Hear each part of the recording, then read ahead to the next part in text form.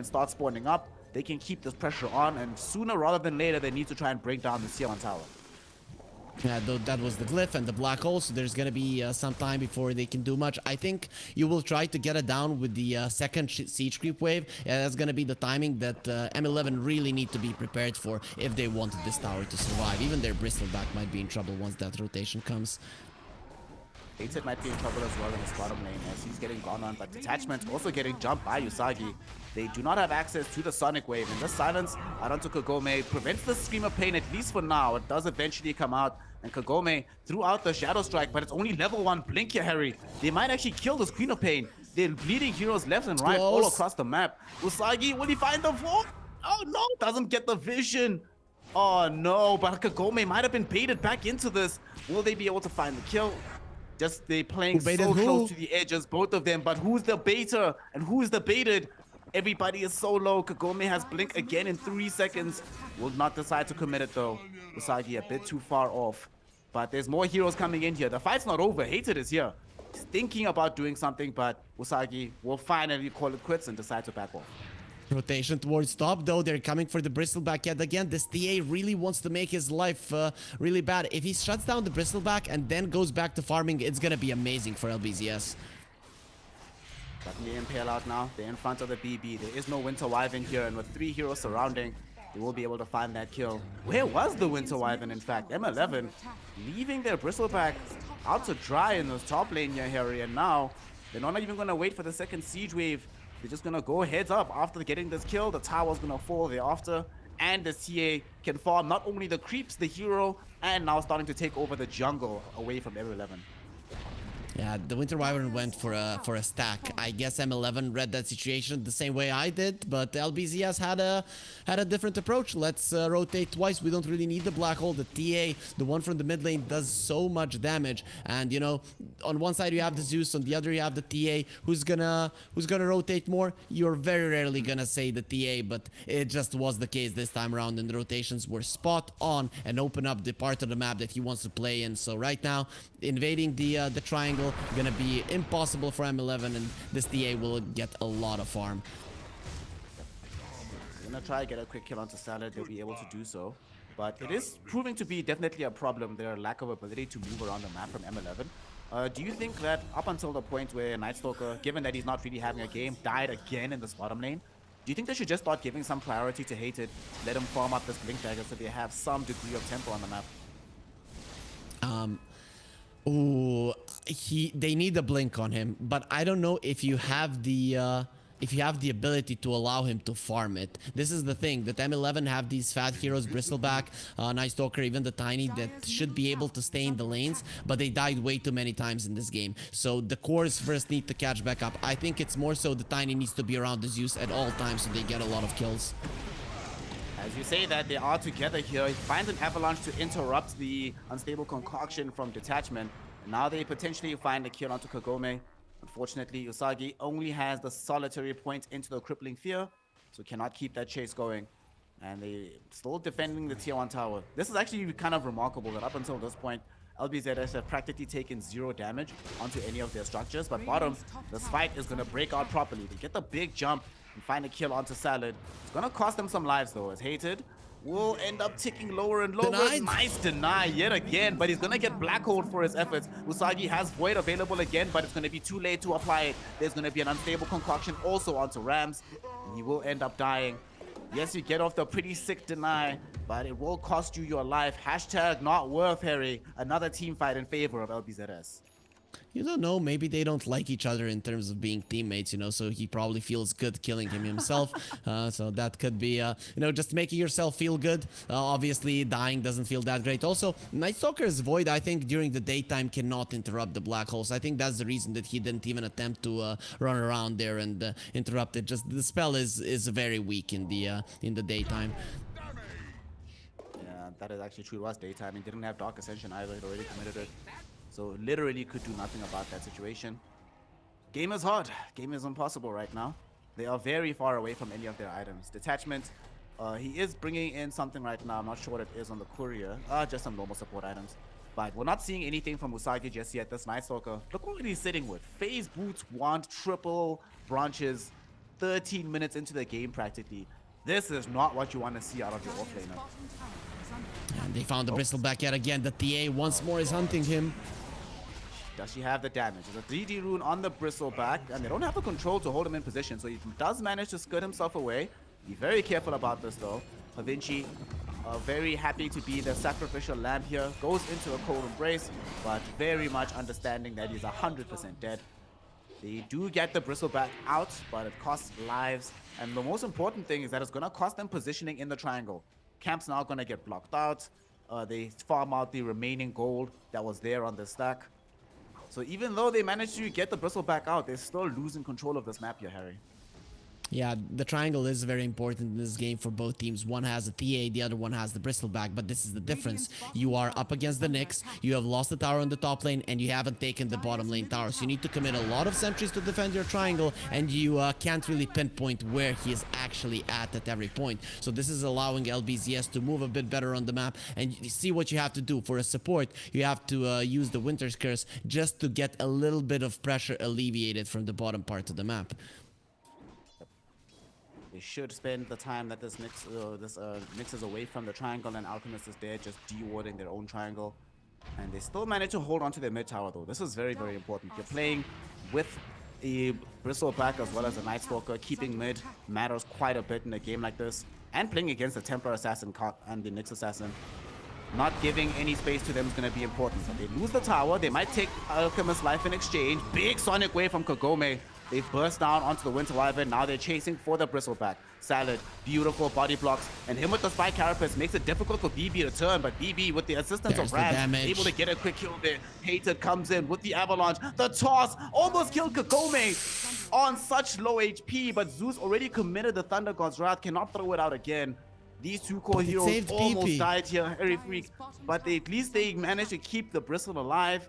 PP stays alive as well, but hashtag worth at the end of the day there. M11 getting away with murder, honestly. I thought the BB was dead for sure, but this fight ain't over. Usagi coming back with the crippling fear, diving in onto the Templar Assassin. And here is Hated on the other side, throwing in the avalanche. LG comes in, but he might come into his death.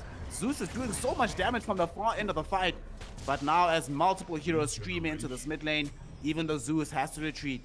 Finally, the fight ends, but this time, Harry Freak, they get the Templar Assassin. Yeah, they did. Last time, I don't know if you saw, the Tiny tossed the TA onto the Queen. Queen of Pain blinked.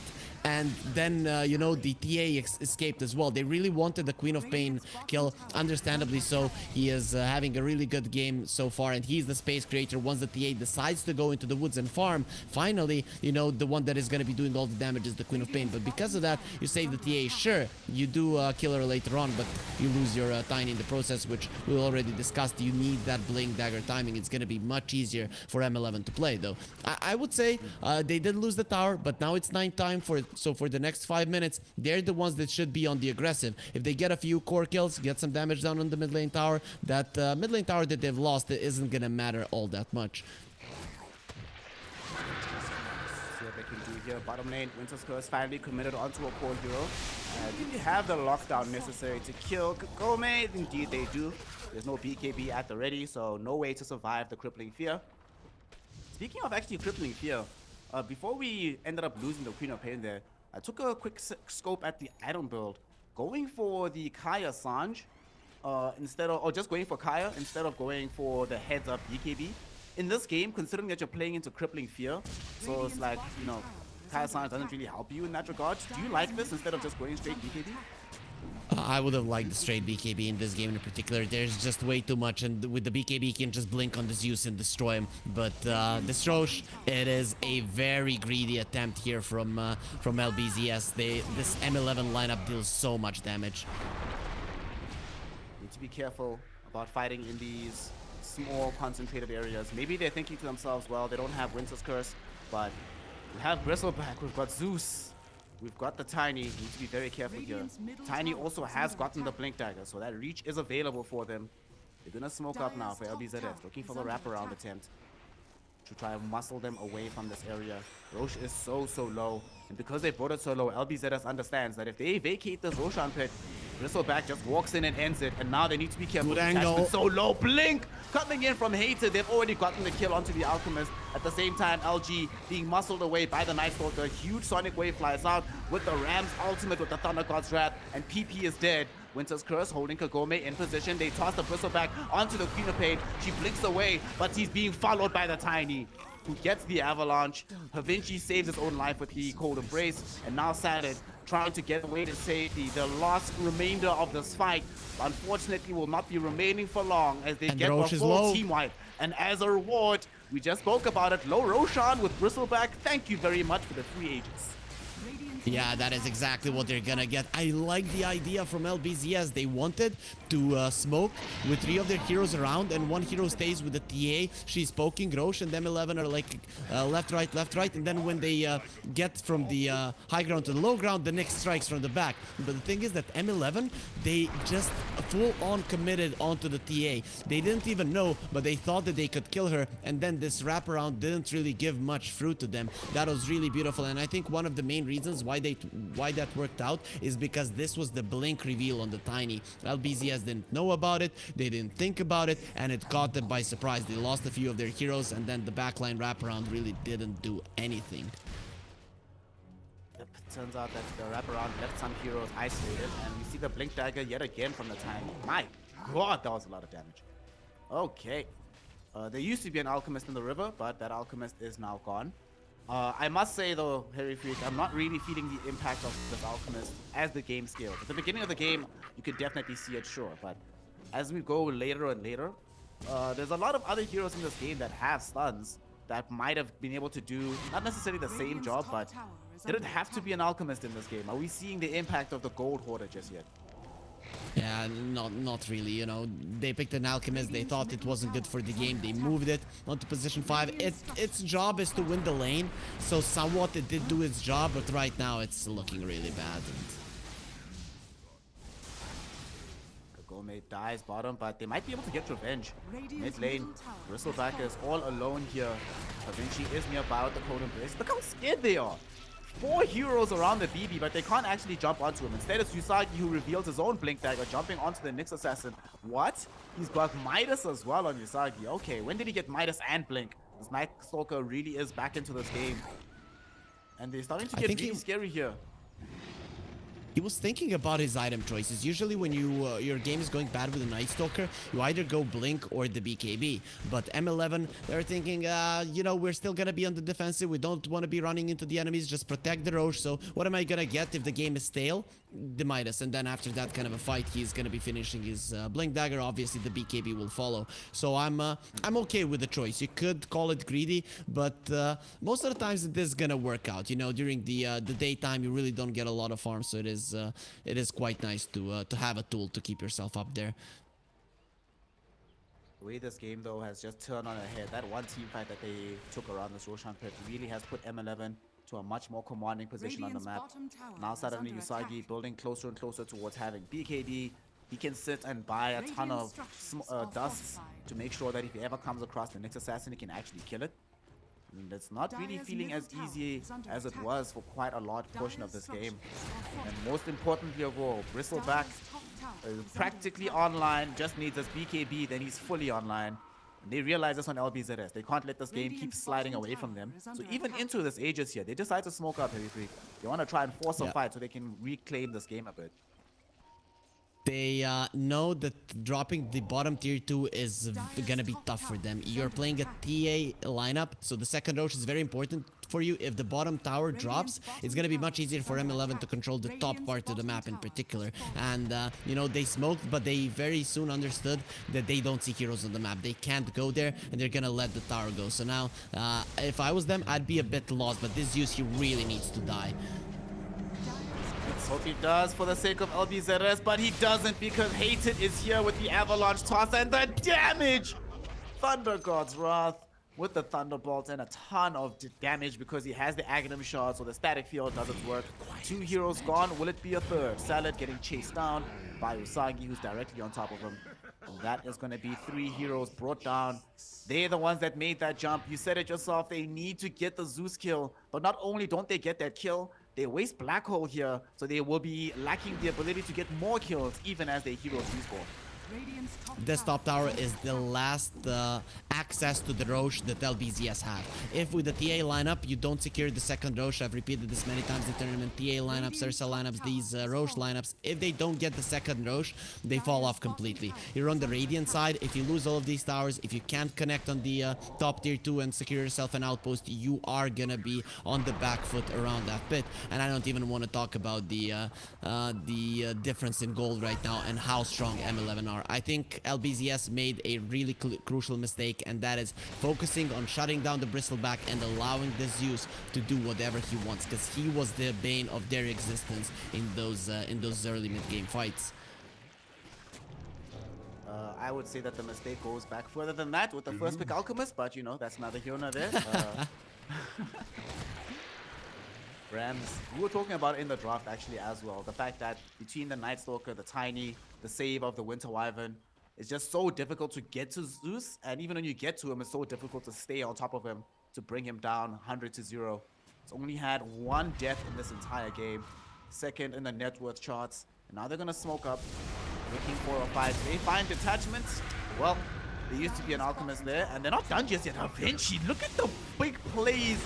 Oh my god, one of the reasons why Winter Wyvern is picked into the Enigma, not just to cancel Black Hole, but it also turns your army against you as the Eidolons right-click down LG, and that's a dead Enigma mid lane, probably a dead tier 2 tower as well, very shortly. Yeah, right now LBZS, they cannot fight.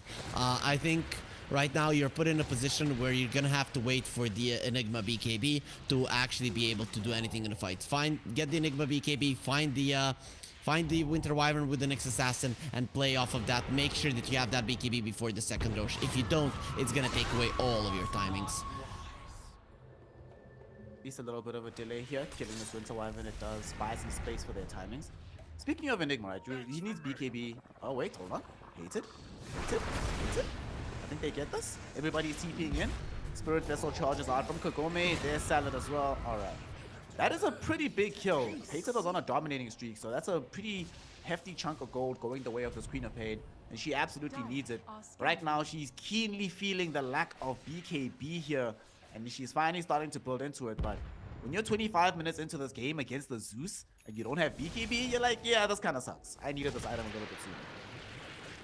Yeah, you're definitely not feeling too well right now. With those two kills, what LBZS need to do is push out the lanes. You need to be able to read the moves of M11. If you push out the lanes, the Nyx is gonna have an easier time scouting the enemies, and right now it's about buying time. It's not only guys, let's farm, you need to find a way to do it. And you know, Detachment, he has at least been a good guy in terms of getting into the face of the opponents and dying himself, and not kind of giving away the lives of his core. So I think he should continue doing that, because someone has to be the sacrificial lamb to give some time to his team.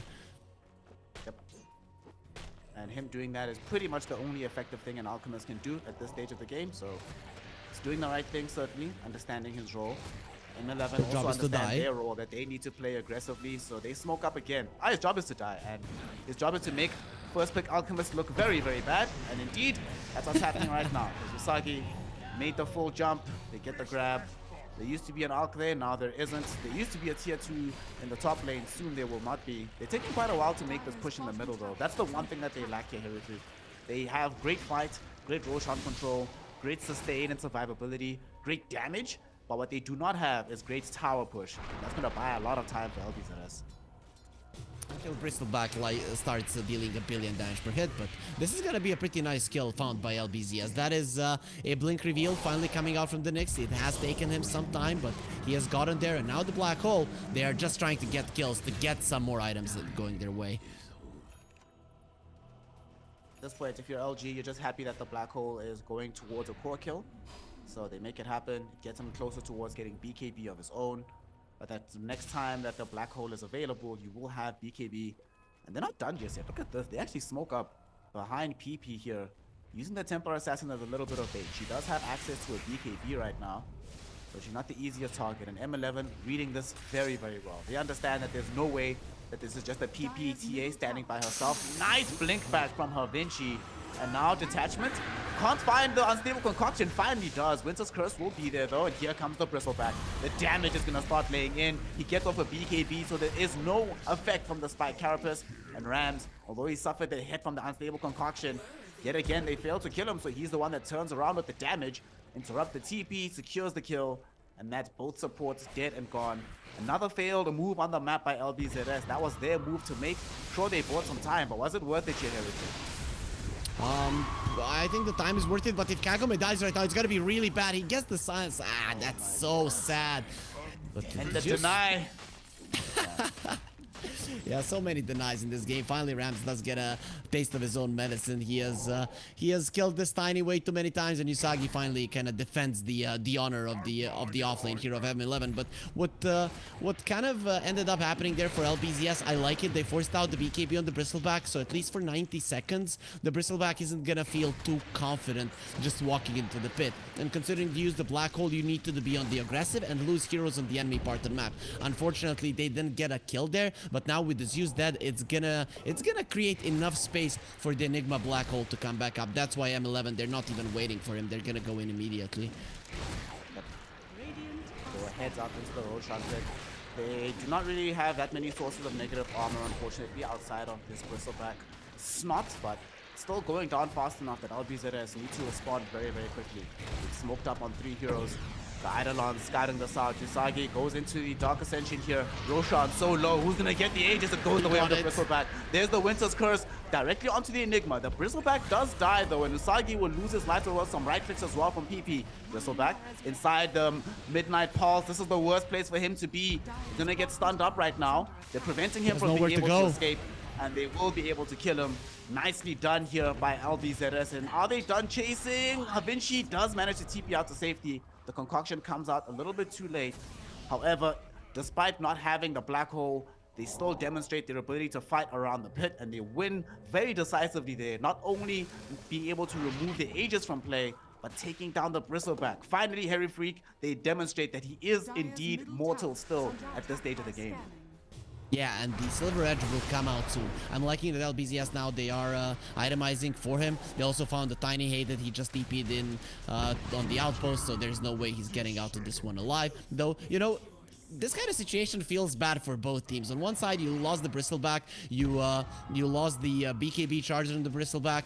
On the other side, though, you're a TA lineup that doesn't secure a single Roche. So it is still very tough for you to play. If the Zeus was alive there, I don't think LBZS would have been able to just run in like that. So a lot of things, a lot of plays that LBZS made helped them get this kill, but they still don't get the Aegis, so won't be the happiest of the bunch. Do get a double damage rune on the Templar Assassin, whilst Rams is on the way here towards having the full Octarine core.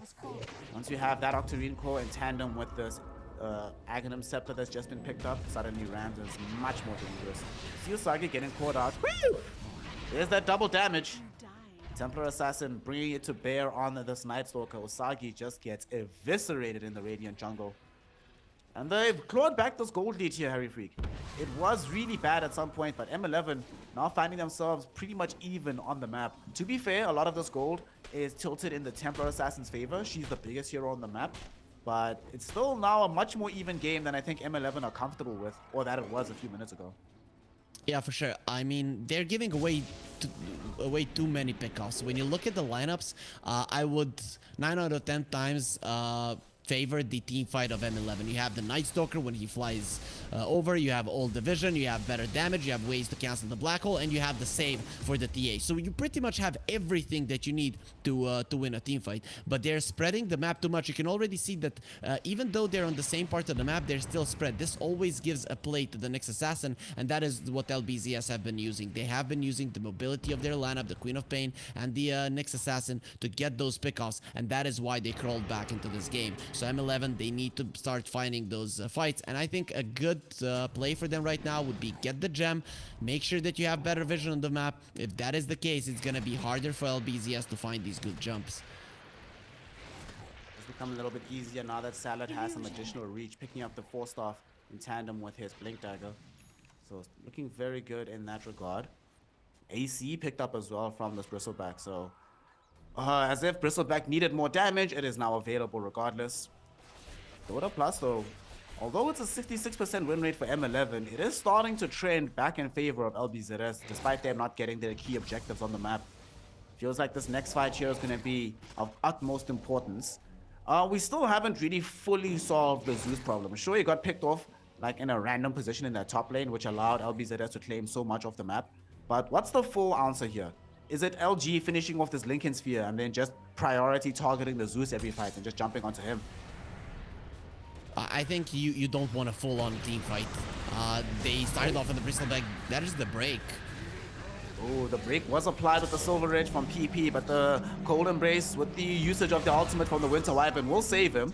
Unfortunately, no such save is available for Usagi as he's caught within the black hole, and he will be the first casualty of this little skirmish. Are they done just yet though? Hated does manage to TP out. Okay. Black Hole in exchange for BKB Black Hole, excuse me, in exchange for the Night Stalker's life and in exchange for saving Bristleback. I mean, I'll take it because it's starting to become an issue where if he's not inside the BKB, Bristleback is actually really killable. Between Midnight Pulse, the Spirit Vessel, and the break from the Silver Edge, they have so much damage right now here, Freak. What does he do to try and deal with this? You need to be a full 5-man lineup. PP, it's not that easy for him to play if this Zeus is around because he's gonna be dying. Full 5-man right now. There will be a Sonic Wave from Kagome. They did kill Detachment as they forced a fight inside the Dire Triangle. BKB charge expended from the Queen of Pain. Very awkward engagement. I'm not really sure what LBZS were looking for there, but they still maintain control of the triangle, I suppose. Force M11 back into their base, so it's not a victory because you also buy back on Alchemist, but it's something. Mid lane, Hatred getting jumped on. Cold Embrace buys time, but you're inside Midnight Pulse. So much damage. Couple more hits from PP is all they'll need. PP, though, interested in Greater Prey, looking in for somebody on the high ground. Waste the Silver Edge break hit onto the tier 3 tower. Very awkward situation. Now they have to run away, but PP caught in the awkward position. BKB and Satanic are still at the ready, though. Cold Embrace keeps Avinci alive. Hated gets on top of PP. BKB will now get popped. And we see a Bristleback forced to run away. But he got broken and he finds himself dying here. That was a very awkward play. Why did he chase so far out the base, Harry Freak? What happened? I think LBZS are playing this really smart. The whole reason behind what they're doing right now is to create chaos. They know a concentrated fight into an area is probably not gonna go their way, so they're constantly poking. They're trying to force out some kind of a misstep and a mistake from the enemies, and they get it from the Bristleback. Even though, you know, the first break you mentioned, they attacked the tower, they were in a pretty awkward spot in the enemy triangle. All of these things are putting a bit of a situation in the mind of M11. Maybe we can chase, maybe we can make this happen, and it wasn't their time to fight. So Bristleback, he gets himself out and he loses his life. I think LBZS are approaching this in the smart way, and they're gonna continue doing so. Poke in, poke out, poke in, poke out. If it's multiple small engagements on the map, they're gonna be the ones coming out on top. Oh no, Rams! He heavily jumps onto the low ground in the river, but Salad misses the initiation. Woo! Very, very close there. Rams was almost certainly going to die, but was very careful. And like you said, they're going in yet again for another small skirmish. They know that they also have the numerical advantage. No Bristleback to play around. Let's see what they can accomplish here. Wrap around from PP. He has BKB in a couple seconds. Silver Edge also back in one. We'll go into the invis now, though. Beautiful nice stun. stun coming in from Salad onto 2 with the Sonic Wave onto 3. This is a disaster. And now a black hole. 3 heroes caught inside it. Midnight Pulse on top of it as well. Everybody's dying here, Harry Freak. 4 heroes eviscerated in the bottom lane. M11, they're on the ropes right now. And LPZS have firmly regained control of this game. Yep, this is what they were looking for the entirety of the time. Let's make the enemies make a mistake. M11, they saw everything. They used the Night Stalker ulti, but they just weren't in a good position. LBZS coming from the left, from the right, from the center, and at some point, you're gonna get caught. Exactly what happened after that next stun. It was pretty apparent what was going to happen in the Bristleback in a very valiant but sad attempt to save his team. He gives his life away, and with this, probably the game number 1 against LBZS. Yep. So the win probability leap up to 80% plus right now. Bristleback doesn't have buyback either. None of these heroes do. So they're certainly going to lose at least one lane of racks, but presumably the game off the back of this. Winter's Curse does get committed in the mid lane. Vinci yet again takes advantage of the Enigma army to kill one of the opponents, but it doesn't matter. They've already lost the bottom set. Mid to follow. And with 25 seconds still until you have a Zeus, they actually have more than enough time to claim these megas, but they are going to respect these respawn timers.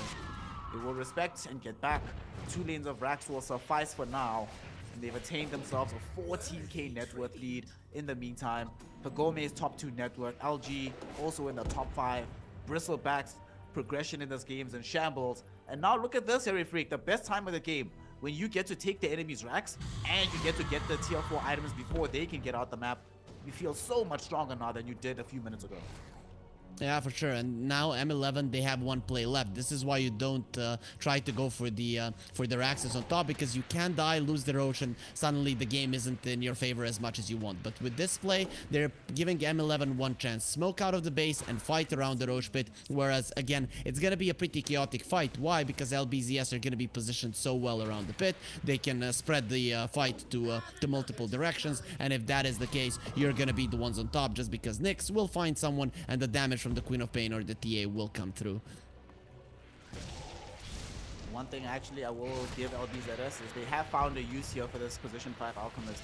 In these fights, nobody has to buy a AC. You get a free AC out of it. Thanks, Detachment, you're doing the right thing. Also buy the Pipe of Insight. You don't see this item as much nowadays. But given that the overwhelming source of the damage right now from M11 that they're worried about is magic, this can actually work out for them. Makes everybody a lot tankier than they were just before this. Okay.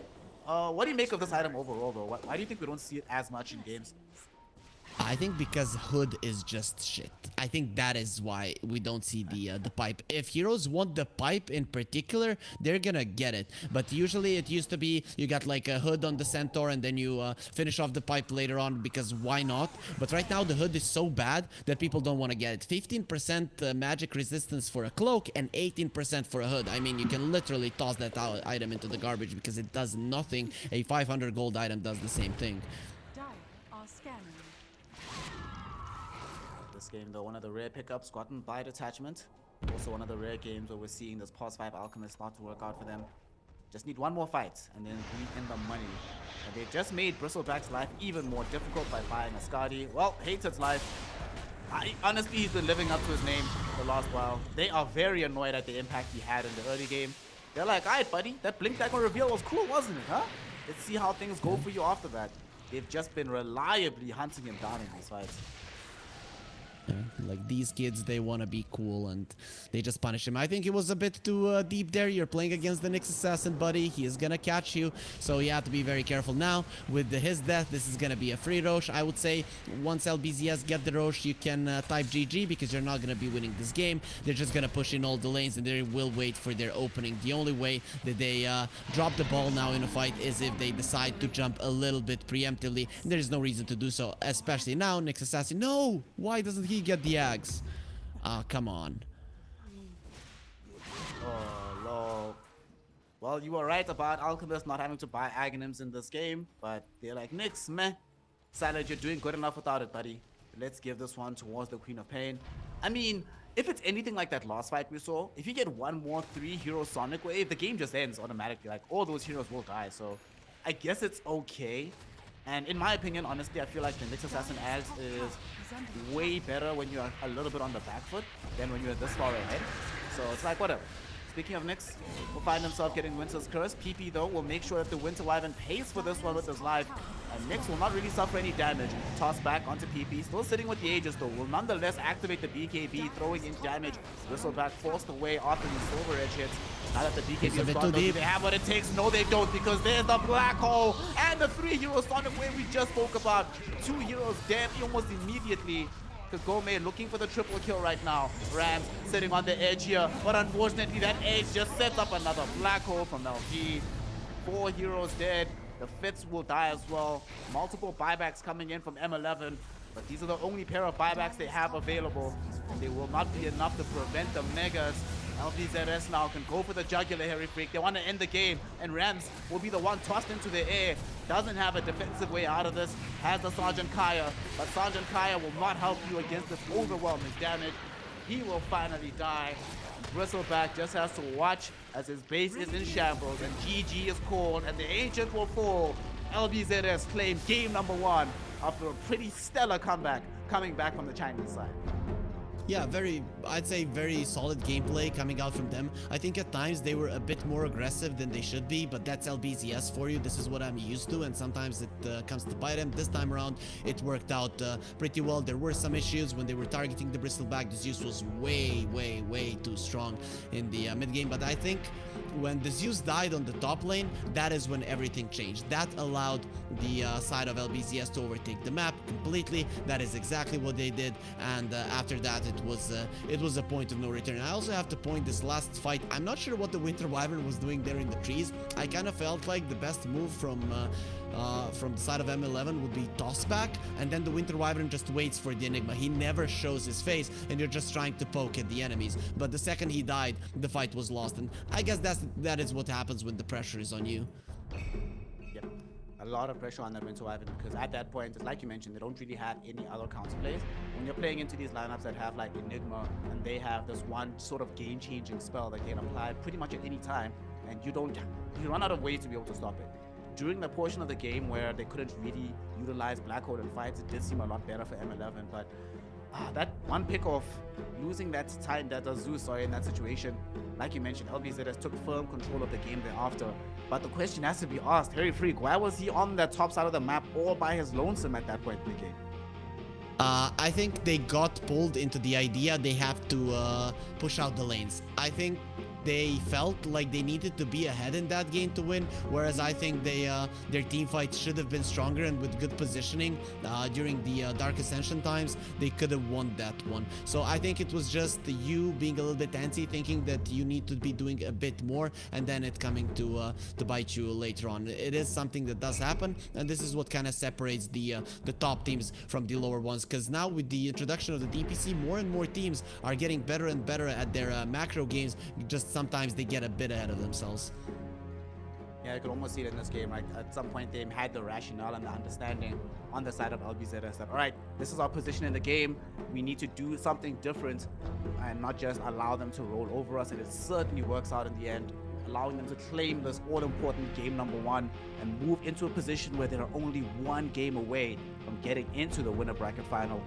Although they did end up losing, the damage output, very sufficient from both Rams as well as CJ on the Bristleback. But look at this Templar Assassin. This gambit of putting PP in the mid lane, we don't often see it as much anymore these days, Harry Freak. This TA mid, we very rarely see TA mid paired with a safe lane Queen of Pain. But both of them did their jobs magnificently. Between the two of them, 60,000 damage. That is, or 60,000 net worth, sorry. That's just ridiculous between these two. Look at that hero damage, man. 40k damage. Are you kidding me? That's ridiculous. Yeah, it's almost as much as the Zeus though. One thing that I did see there is that the position 5 Alchemist did the same amount of damage as the offlane Night Stalker, so Snare, I think your points about the Alchemist here, they fall flat. Just kidding, he didn't look that great, but you know, the Night Stalker, he looked even worse in that game. But you know, LBZS, I think they were the strongest, at their strongest when the TA mid and the Queen of Pain safe lane meta was up, so you know, stick to your guns, stick what works for you, and we can see that they still know how to play the lineup. Well, they have certainly shown us on the side of LBZS how to play out their lineup. M11, despite the fact that we had very strong feelings about their draft, they were not able to pull this one through in this opening game.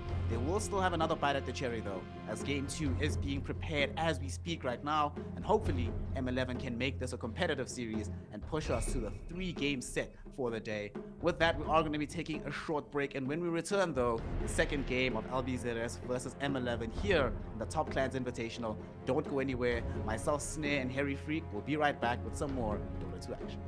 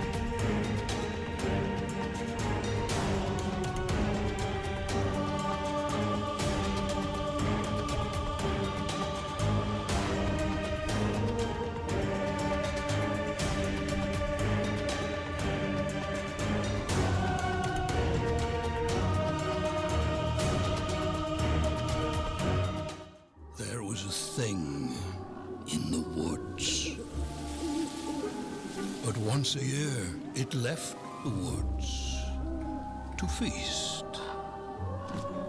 on us.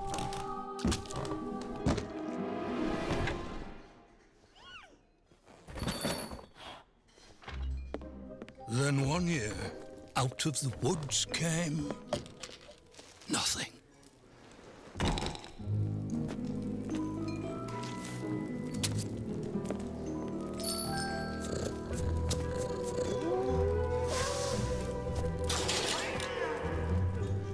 Another year passed, and another.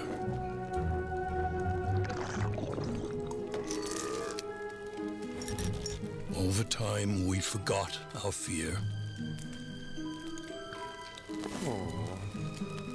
And turned our backs on the dark.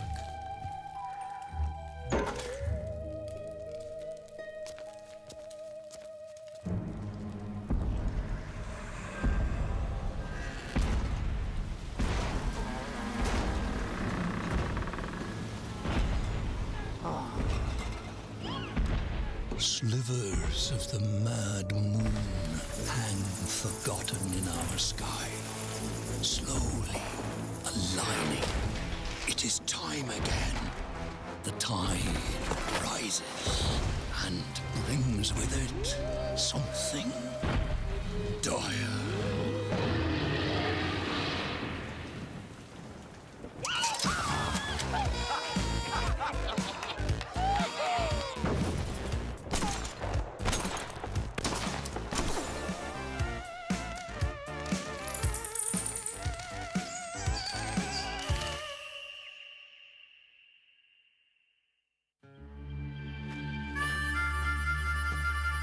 Don't let this party scene fool you.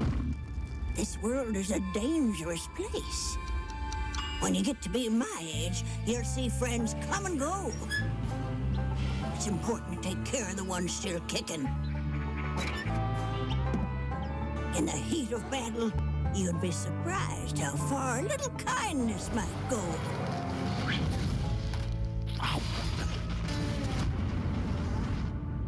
But not everyone deserves kindness. Hello, Auntie. This all you brought? Yes. Oh.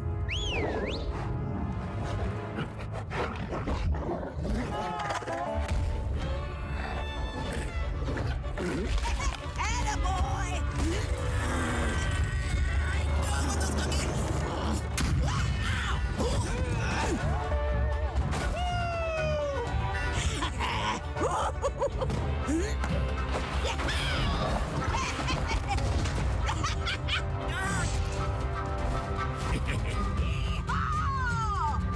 I didn't offer to share.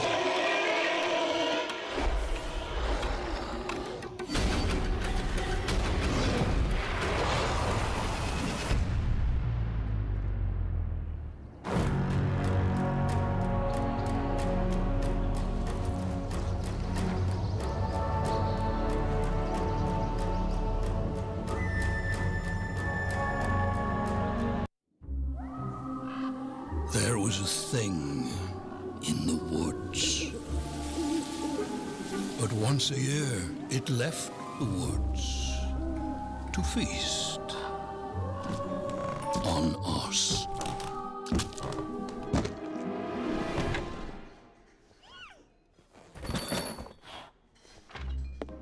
Then one year, out of the woods came nothing.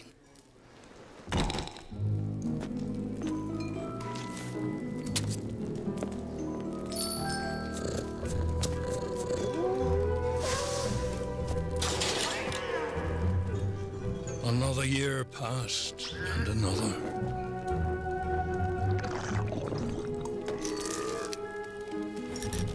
Over time, we forgot our fear. And turned our backs on the dark.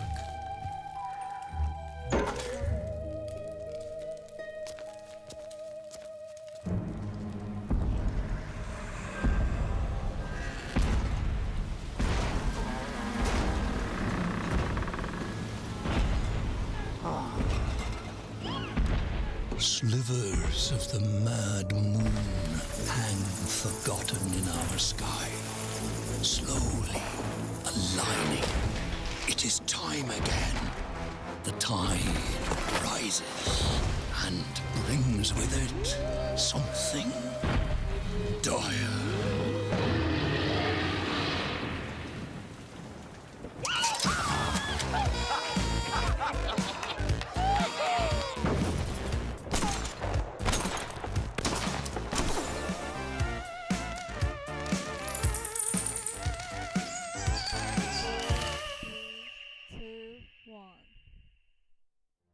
Welcome one and all. We are returning here to the Topclan's Invitational, where we have gathered 8 of the best up-and-coming squads within Asia, have them all compete and see which one of them reigns supreme here and can declare themselves as the next team to watch out for within the region. My name's Sneh, I'm joined by Harry Freak, and we are going to be here for game number 2 of LBZS versus M11. After M11 started off very well in that first game, unfortunately they could not hold it all together and they dropped the ball. LBZS picked up that ball, ran all the way across the finish line, and now here in game 2, Harry Freak, give me hope. What can M11 do differently to allow them to take it to a deciding game 3? I don't think they necessarily, made that many mistakes, so I wouldn't change much. I would try to not only counter what the enemy is doing, because they did a good job stopping the Roches and such, but also look at what is so strong about my lineup, because I think here they play that way. They probably think LBZS is a good team. Forget it's LBZS, forget it's a China DPC team that is actually quite strong, that used to be in the Division 1, and just play against the heroes and the heroes that you have. So they did play well against the TA lineup, but their lineup in particular, they didn't utilize well. They had strong team fight, they had strong damage, and they were very rarely together when it was them choosing the team fight. So I think that's something that I personally would change. And of course, getting your hands on the Dawnbreaker is a pretty solid way to kind of swing things into your favor. Yep, they first picked the Dawnbreaker overall in this game. It will come at the cost of leaving the Marcy in the pool, but they ban away the Tiny as well. They're like, alright, well, once and never again, we're going to have Hater Tiny, sure, but we're not going to give it over onto Salad because he performed so well on the Nyx. Imagine what he would do on a Tiny. So, decent batting pattern here. Let's see what the answer is going to be. Given that this Nyx Assassin is still in the pool, Nyx is really good against Dawnbreaker. Might still be rationale for them to go for it, but they pick up this Keeper of the Light as their first overall pick. So LBZS has played this in the support role before and in mid, but of late we've been seeing in China, especially from RNG, the offlane Keeper of the Light here. So Harry Freak, what do you make of this? Coddle, where do you want to see it? And what do you think they're going to pair it with, depending on where it goes in the game? I hate the Keeper of the Light. I love watching it, but I hate playing against it. It's just so insane how much damage it does. To be honest, when I saw the Keeper, I kind of expected the Nyx, because that is that damage that we talked about when you have the Nyx that is lacking. Well, the Keeper of the Light has a lot of it. I haven't had a chance to see an offlane Keeper of the Light, but I can assume that you play it pretty much the same way as the mid lane Keeper. You go for the Boots of Travel, you're everywhere around the map, you fight, and Marcy would be a pretty good hero to combo it with until you get the Boots of Travel. With the Marcy, you still have like max movement speed, so you are uncatchable, if we can put it that way. lots of mobility already with the opening 2 picks from LDZS. If it is offlane Coddle, I've seen them also. Chatters built the one day. He went Vessel Orchid Blink. And in this game, any kind of range closing onto the Zeus would be nice because they need to try and figure that out as the draft goes on. But for now, it's not going to be a major concern for them. Radiant side here for M11, they do the wise thing. Banning away Batrider, ban away the Nyx Assassin. It's one thing when you're playing Dawnbreaker to ban Nyx, but Dawnbreaker plus Zeus, we already saw in the last game the kind of damage that can be wreaked upon the Zeus when the good positions are found by Salad. So it has to play something different in this game.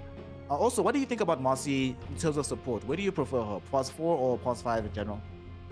I generally prefer her on position 5, just because it is so easy to put people into the tower and at level 1. Though I'm not a hater of the position 4 Marcy. I'm a hater of a core Marcy, even though we saw one today that won. I think that hero is much better utilized on the support role. But yeah, if I would have to choose, not seeing any of her matchups, who she's going against or who she's going with, I think the safe lane would be the best place to lane her. LBZS now, where do they go with this ban pattern? They took out the TB, took out IO. IO ban is a bit peculiar. We do not see that hero at all right now. With kind of good reason, doesn't feel particularly strong in this meta. I mean, it's kind of interesting that this hero is not strong in the meta, right? We've seen such a resurgence of all of these heroes that provide some degree of sustain, both in and out of the laning phase. IO has been the quintessential sustainer for such a long time, but nowadays just not really in the pecking order. People pick Dawnbreaker, Warlock, Treant, all of these heroes ahead of the IO. Hell, people are picking Dazzle over IO these days. I feel like if you're picking Dazzle and not IO, that lets you know where the IO is in the meta right now, kind of in the trash bin. So after this MK ban, where are we going here for LBZS? I think one of the reasons they banned Monkey King is that it gives some information as well. And we saw last game, they did a really good job of playing around information on the map. They don't really have an information gatherer just yet, unless it's going to be this Coddle in the 4 position. Doesn't do that much for you in that regard. What do you want to see give information for LBZS, and how do you think they can stop it on the side of M11 here?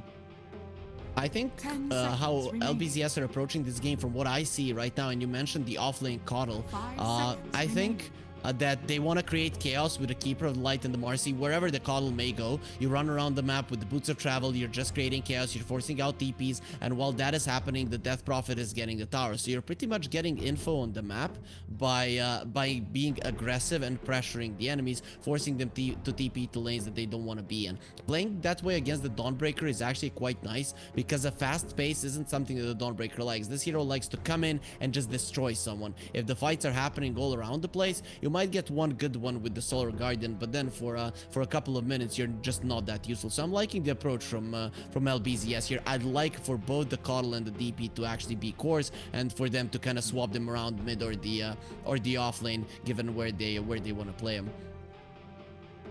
I mean, this could also be a Miracle Coddle. Safe lane Coddle could be an option. I doubt it, but we've seen some wild things in these last couple of weeks of Dota. Been interesting to see this Death Prophet. As much as I do think it makes sense for this game, I honestly hate seeing this here right now. I've just seen her too many times, especially in China. There was a point where she was 90. Listen to this. At the end of last season, 95% contest rates for the Death Prophet. Whoa. It was ridiculous. Every single game. I'm it over is a China hero, but you know. Yeah. Ghosts were really busted. They're still very strong right now. Not as busted, but one of the things that in this game it does give you, no matter where you lane it, they do have some sustain as well. For the midst of these team fights, actually, for LBZS, Team Coddle and the DP, now I think they really need a Spirit Vessel buyer on the side of M11. They will go for the Clockwork though, so this gives them some reach, a way to hold heroes in position for some of this damage to rain in from the Zeus and this damage to rain in on the Snapfire. A lot of pressure on this Clockwork, it feels like, though, Harry Freak. Like, if he misses a hook or gets a bad initiation with the power cogs, where is their ability to actually hold these heroes in position so that this damage hurts and kills? Yeah, there really isn't, though. You know, you have, when you're Clockwork, you pretty much tunnel vision. Where's the Coddle? Where's the Coddle? Where's the Coddle? You go in and I mean, the damage of M11 is overwhelming. So I guess I've seen so many clockworks. You know, the hookshot is very low cooldown. Whenever they have it, they just go, go, go. And even if sometimes it doesn't work out, sure, you die. But as soon as you're back up, you're going for another move. So I'm liking that M11 are going for heroes that can constantly fight, because I think that LBZS is bringing the fight to you. And now the Spectre comes out, and I have to say, this is one of the games where I would like to see an Ag Spectre right off the bat. I'm not sure if that's going to be the case, but I think that they have the lineup where when a Ag Spectre would be very useful. I don't think I've seen Kagome play Spectre and not build Blade Mail in the past. This might be one of those rare occasions where that is a change up, because like you say, Ags would be so good. Immediate close down onto the Zeus, quickly get you on top of the Snapfire, forces her to cancel out her Morty's kisses if she has any hope of surviving, and removes you away from where the Clockwork is fighting. Very good Spectre game, it feels like. And again, not that much lockdown on the side of the M11 lineup. Also, another interesting thing about the Spectre, the actual worst thing to play into Spectre, yes, they have major amounts of burst with like Zeus Snapfire, but if she gets tanky enough to survive that initiation, suddenly the damage is going right back against you, and you're like, well, we are very sad we're dishing out so much reliable overtime damage in that kind of situation. So if she gets a good start and tanks up sufficiently enough, they can create real havoc in these fights with that dispersion. And I'm still not seeing two things from the side of M11. I still don't see a vessel buyer from them, but crucially here, the one thing I really don't see is a hero that can challenge and scale with the Spectre throughout the game. And I'm actually just fearful about this Clockwork. I just realized that now that they got Spectre, Spectral Dagger, Keeper of the Light will definitely build 4-staff, Marcy has Rebound and Dispose, and Death Prophet is just Death Prophet. They can never actually hold these heroes in position, even with the Clockwork in this game, the way it is at least right now. Yeah, it's gonna be tough, though. I guess Hookshot, the Solar Guardian, and the damage is overwhelming. So I guess you will at least get the kill. I liked your point about the Blade Mail Spectre. I still think Blade Mail is currently the best item for the Spectre because it gives you so much farm potential. And of course, you kind of get to that point where they're gonna be using the damage, and it's gonna be coming back to them a little bit earlier, even if you don't have that much HP. With the Blade Mail, the Snapfire, the Zeus, even the Dawnbreaker, they're gonna think twice about going for it. So yeah, I think Blade Mail is still gonna be the first item, but I'm hoping for a Nags right after it, that we don't see a boring Manta Spectre. I also do not want to see Manta Spectre. Blade Mail makes me feel very good this game. Blade Mail Ags feels even better. This Medusa last pick. Okay, so M11 looked at the situation and they said we could go either one of two routes. Either pick up some like Ursa, Razor, try to take the game to LBZS in the earlier portion of things, or we just say, you know what, doing so and then falling behind Spectre would be a death knell for the way our draft is constructed. So let us make sure that we remain relevant throughout this game. Get this last pick Medusa for themselves. Alright, LBZS will round out the draft by getting this Void Spirit, which will occupy the mid lane, moving Coddle to support, and DP goes off lane. Talk to me about this Medusa firstly. Do you like the carry-to-carry matchup between her and the Spectre? It's fine. I actually thought LBZS, when they saw this, that they're gonna go for even more chaos, but with them picking up the Void Spirit and putting the Death Prophet in the offlane, they've actually put themselves in a situation where their cores really aren't that mobile, at least when you don't have the Spectral ulti. So a lot of the rotations are gonna be needing to go towards the Death Prophet, and I think that kind of allows the Medusa to get her farm. I'm not 100% certain now about this way they rounded up the lineup. I think LBZS wants to be in the face of the enemies, but to me, Keeper of the Light and the Marcy are gonna be food in this game. I really wanted to see the Coddle as a core, just making so much space and even annoying the Medusa wherever she goes, because he's always pushing in the lanes. The creeps are always at your tower dying, and you can't get to them in time. But right now, I think that LBZS slowed themselves down, and that's just not the way they like to play Dota. I'm just hoping that these two supports can play very well around the Void Spirit and the Death Prophet. Yeah, that point you made about the lack of mobility, it also means that because they will lack mobility on the Keeper of the Lights, and now they'll lack some levels as well, you get to the stage where you're fighting in this mid-game timing with Void Spirit, Quaddle being your big sources of individual pieces of damage, but the enemy team has Dawnbreaker. Dawnbreaker loves to play into those drafts which are just done and forget. And then she just comes in with the Solar Guardian, turns the fight around. The only real source of sustained damage are DP Spectre in these team fights, and they do have some tools to deal with that. Okay, M11, I think they've gotten themselves in a very good position here to try and get to this game number 3. The question I have for you here, is this going to be a situation where LBZS yet again falls behind early to come back in the later mid-game? Or is it possible here that if M11 starts as well as they did in game number 1, or at least during the latter portion of the early game, is it possible that they can just bring this one back without allowing LBZS a lifeline into the game? I think M11 are looking pretty solid as this one. Don't get me wrong, LBZS don't have a lack of mobility. They just don't have it as much as I had hoped for when I first looked at their draft. So I'm thinking that M11, these small cooldowns of theirs on the ultis, especially the clockwork hookshot, that it won't hurt them that much. You might lose a support or two in the downtime of 60 seconds, but other than that, LBZS, I don't see them doing much around the map, and so I'm thinking M11 is gonna have a little bit of an advantage right now. LBZS, though, they do tend to surprise me with the way that they play Dota sometimes, so I'm really looking forward to seeing something different from this lineup than what I'm generally expecting. 30 seconds See how to it battle. goes here as the teams are stacking up. For LBZS, one more win would allow them to be the first team to find themselves within the upper bracket finals. A huge deal, makes your ride into the grand finals so much easier.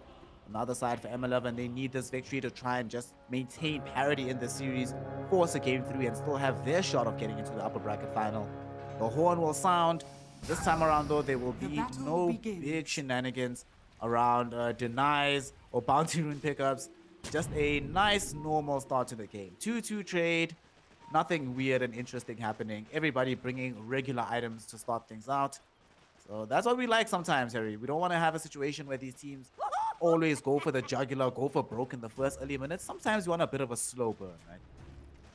Oh, I got a lot of slow burn in the Eastern European Division 2 for 2 tours. Even in the third one, it can happen. Like minute 7 was the average time when you get the first blood. I don't know if that's the exact stat, but it definitely felt that way. Like especially in Tour 1, even Tour 2 was that way. In Tour 3, it has changed a bit, but it's still pretty annoying. So I'm all for bloodbath, and you know, slower types of games. I don't really prefer them, at least not right now. You know, kind of got bored with them. Seen too much. You feel the same way about these slow games as I feel about the Death Prophet. Completely understandable. Just gets to the point where it overwhelms you. Speaking of the DP, she's gonna have a pretty okay lane here. The only question is, can Salad assist in getting kills? I think she's actually going with the battery assault. They might find Salad for the first blood, and indeed they do. Big pickup there for the Medusa, and no reprisal from the Death Prophet as Avinci got off the tango before the last hits. That is pretty huge. Medusa's also the one that got that free gold as well. Okay, this is a lane where she's never actually threatened by these heroes, so her getting this free money makes a huge difference for her lane play. It is quite nice. I kind of expected this lane to go with the Death Prophet being the one on the aggressive, and then Salad kind of saving her with the movement speed, and then they return a kill. But with Salad being so aggressive, it does give an opening, and obviously LBZS are not going to be happy with it, just like they're not going to be happy with the stop lane that we didn't even mention. But man, a Snapfire Dawnbreaker lane, that really does seem really powerful. Hold up. It's off lane Snapfire, my friend. Yep. Okay, what do you build following the playing this hero in the open? Card Blink, I think it's still gonna be, but the Medusa. So life here gets off a very nice power proc from the clockwork. Unfortunately, not enough space can be created there, and they're not gonna be able to get any kills. They lose the Medusa. At the same time, though, Kagome ends up taking a tumble in the top lane. Usagi and Hated making this further movement going forward. And the power of this lane is already strong enough as it is, but them being able to put the Snapfire in the core role means they'll get earlier level 6, that magic damage will be available pre-DKBs. And this bottom lane, you wanted to see aggression. The aggression is not ending, they're going back in. Da Vinci, power cog out, or not at the ready. Battery Assault did a lot of work, but the Spirit Siphon does even more work, keeping the Death Prophet alive, just zoning back the Clockwork for now. A very smart way to play the lane, super aggressive, though the Medusa is struggling in terms of CS. That is always going to be a problem, you know. You want to win the lane in a sense that you don't want to get crushed, but then it's going to be this kind of difference in terms of CS, and the Medusa definitely doesn't like it. 6 CS to her name right now. Oh, LG's dead. LG's actually dead. Oh, Vinci doesn't have mana for battery assault. Are you kidding me, dude? Oh, that is the most unfortunate thing I've ever seen. But LG still just walks back in and just dies to the Medusa anyway. Okay, cool. That's a friendly player right there. Being like, you know what, guys? I understand. You were unlucky not to get the kill. I got you. I'll just come back and help you out. Yeah, I think that's a scanning. manly thing to do. You understand that you were beaten, and you just come back to give the gold. There is really no reason to not be a sport there. Obviously, shouldn't have happened, but on the top lane, this shouldn't be happening. But Kagome, he really doesn't have a choice given who he's playing against. Not only given who he's playing against, but given that Keeper of the Light, when they go onto you like that, literally cannot help you from that support position. This is not like some Treant Protector, hell, not even a Snapfire in that lane. Nothing you can do. End up getting the kill. Second death onto Kagome early on. That is not supposed to happen. Bottom, they're going yet again onto this Medusa, but onto the Clockwork. It's starting to become a bit of a problem where they do not have what it takes anymore to reliably force out these kills. Vinci almost dies here. LG just lacking the damage at some point in time. Vinci unfortunately doesn't have any heal items, so can't even try posture aggressively with these boots. So LG will be able to just play in between these lanes. So we saw this happening in game number 1 as well from the Bristleback. Oh man, I hope that this creep skipping meta isn't fully back. I hated that meta. But in this series, it looks like they're trying to revive it here. It's you know, it can happen when the enemies are this low, but obviously I don't think that with the Death Prophet you're really gonna be skipping the waves. This is just a situation that you got yourself in with that dive from Marcy. But Marcy now done with the bottom lane, and he wants to help in the mid, where PP says, "Yo, Zeus, run away! Marcy's coming." So Ramsey's gonna take the Q, and that smoke really isn't gonna be doing anything now. A little bit too fast on the trigger there from PP. Kagome top lane might end up dying again. Sagi with the assistance of Hated coming in with the Selly Hammer. They find the damage, they get yet another kill. It's a killing spree for the Snapfire. It's a death spree for the Spectre, the third one in this game. This is not how the game is supposed to start when you're playing Safe Lane Spectre. This is a hero that can play from behind, certainly one of the better ones, but this kind of start makes it so much more difficult to do so. Yeah, who's gonna set it up for you? The Void Spirit needs some more levels. He needs rune control. Considering you're up against the Clockwork and the Dawnbreaker, it's not gonna be the easiest time for them to secure the runes for him. Plus, you know, the 6-minute rune not that important for the Void Spirit. He needs more levels. The 8 and the 10-minute runes are the ones that you really want to be focusing on if you're M11, just to stop that aggression. PP, okay, he's looking really dead there. Yep, he committed an astral step forward to try and take the rune up in the top lane. Was an arcane that spawned bottom. Didn't necessarily envision that much damage coming in. So just ends up dying. Oh, it's here in the bottom lane. First Thunder God's Wrath of the game will be thrown in by Rams. Enables them to kill LG on the Death Prophet. Prevents the level 6 from that hero. Opens up more space for this Medusa. Okay, M11 here to play in this game number 2 here. And they're not done just yet. Top, there's more aggression going on into Kagome. Trying to escape behind the tier 1 tower. Eventually able to do so. But this laning phase has not been favorable for LBZS at all here.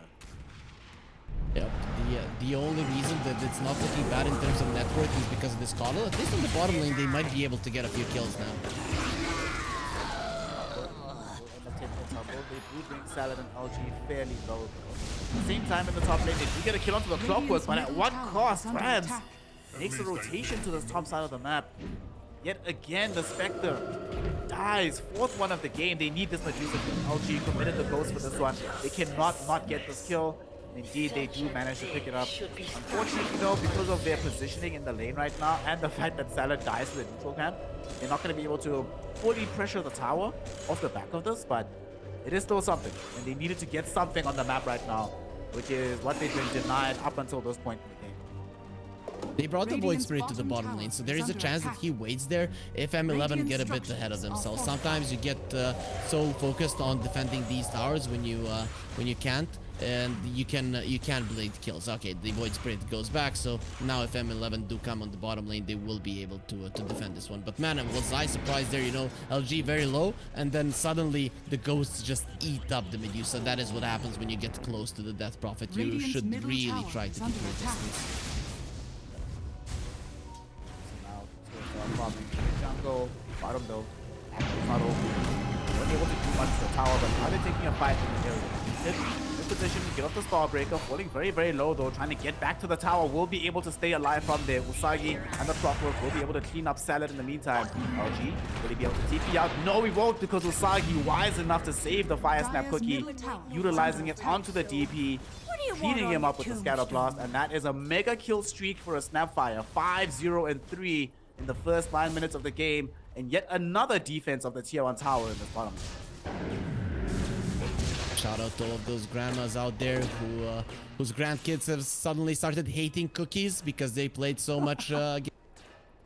It's so sad, but yeah, Dota tends to do that to some things, but still very nice usage of the Fire Snap Cookie. As you mentioned, he understood it, he didn't need it for the first kill, and then, you know, that's one of those situations. DP is like, I'm out easy, and then how did he kill you without the Fire Snap Cookie? Well, guess what, that is a core, he does a ton of damage. Super strong. Speaking of cores that do damage, Rams is chief among them, and they're going to try to find a kill onto PP here. Unfortunately, her Vinci still hasn't cracked the level 6 barrier, so they cannot follow up from the Astral Step escape with the hook shot. That will enable the Void Spirit to stay alive, but does force him a little bit away from the caps that he was farming up. Way back bottom, they still want to keep this fight up. They really want to try and force this push on the side of LBZS. They even commit Ghost for this one. But her Vinci, this is actually such a pog play. Buying space and time away from the tier 1 tower. Even if he dies here, they're not actually utilizing these Ghosts for anything progressive on the map. And you're not even going to die. This is at least half the duration of Exorcism. Completely wasted here, Harry. Yep, it is. It's a lot of it gone, and you might even die right now because the grandma is in the trees. Mortimer's Kiss is at the ready. They have the Solar Guardian as well. This dive from LG, he's not gonna be too happy about it. Now will be getting some assistance. The Solar Guardian, like you mentioned, they're on top of the power pulse. They've gotten the first kill. Rams shows up as well to ensure that they find this one. Thunder God's Wrath just get thrown out. Kagome almost died for that one. Farming inside the jungle right now. That is such a scary place to be. But big plays. LBZS finding 2 kills. Again, defending the tier 1 tower. And again, wasting Exorcism on this map. Yeah, map is not open. The Void Spirit, finally, he's going to be getting levels to be able to do something on the map. But he is actually in trouble of dying. You know, Void Spirit, usually you feel like they can't catch me. And really, the catch on the side of M11 isn't that strong. But the damage is overwhelming. And Void Spirits, they tend to get low and get out. In this game in particular, you might get surprised multiple times. So it's looking really scary overall for LBs. Yes, and the Spectre, okay, he should be very happy that he TP'd out because this cavalry almost caught him. Very scary guy coming in with this 3-hero rotation on the smoke. This is also quite interesting because we were talking in the draft about the necessity of buying a Spirit Vessel, and we were confused who would get it on the side of M11. Turns out Usagi has taken on the responsibility. 3 Spirit Vessel charges at the ready, so the game very difficult now for both Death Prophet and the Spectre. Fortunately for both of these heroes though, they're not going to get caught out on the map as they're just pushing the tier 1 tower top lane. LBZS finally managed to break through the tier 1 down bottom. But unfortunately it came at the cost of several heroes, lots of map control and lots of farm to Medusa. We'll see though, because this might be a fight in the jungle. Can they defend this if M11 decide to invade? I don't think so. I think if you walk up the high ground there, you're gonna be in a ton of trouble. Now when the fight has gone on, I think without the hook shot, you can actually go back there in your jungle. PP! He went the wrong way! He went the wrong way with the Astral Step. He actually might die for this now. There's gonna be a haunt in though from Kagome, enabling them to kill the Vinci at the very least. Rams has also died elsewhere on the map. Usagi super low, but will get assistance from Hated, who comes in with the Solar Guardian. The heals though not gonna be good enough because as LG shows up with the Exorcism Ghost, finally utilized for a team fight, they can end the unstoppable streak. Maybe even get a double for the DP underneath the tier 1 tower. It's gonna be a double indeed picked up by her. Killing off Hated, ending the unstoppable streak from Usagi. Alright, great sequence of events here. It looked very awkward because PP went the wrong way with the Astral Step, but it turns out he actually baits the side of M11 into overextending, and they're the ones that end up losing the fight. Yeah, I think LBZS knew that once their Void Spirit got jumped in the river, that it was a good thing, because suddenly M11 is gonna lose their positioning on the high ground there in the next to the outpost, and they're gonna put themselves in a vulnerable position. You could already see that the exorcism was being used. They killed the Zeus first, and then they just ran towards the other ones. This is what happens, you know, when you try to burst down the Void Spirit. In my mind, you try to kill the other people, and the Void Spirit, I think, is gonna be collateral until he gets some items to get a bit tankier. Stats right now, not only did they take that fight, but the most important thing of any sector drop, it creates space and time for Kagome, who is now finished with the blade mail that we anticipated. Not going for the Aghanim Scepter though, we'll be buying the Manta style after this. We do see now yet another smoke. They want to use this hook shot.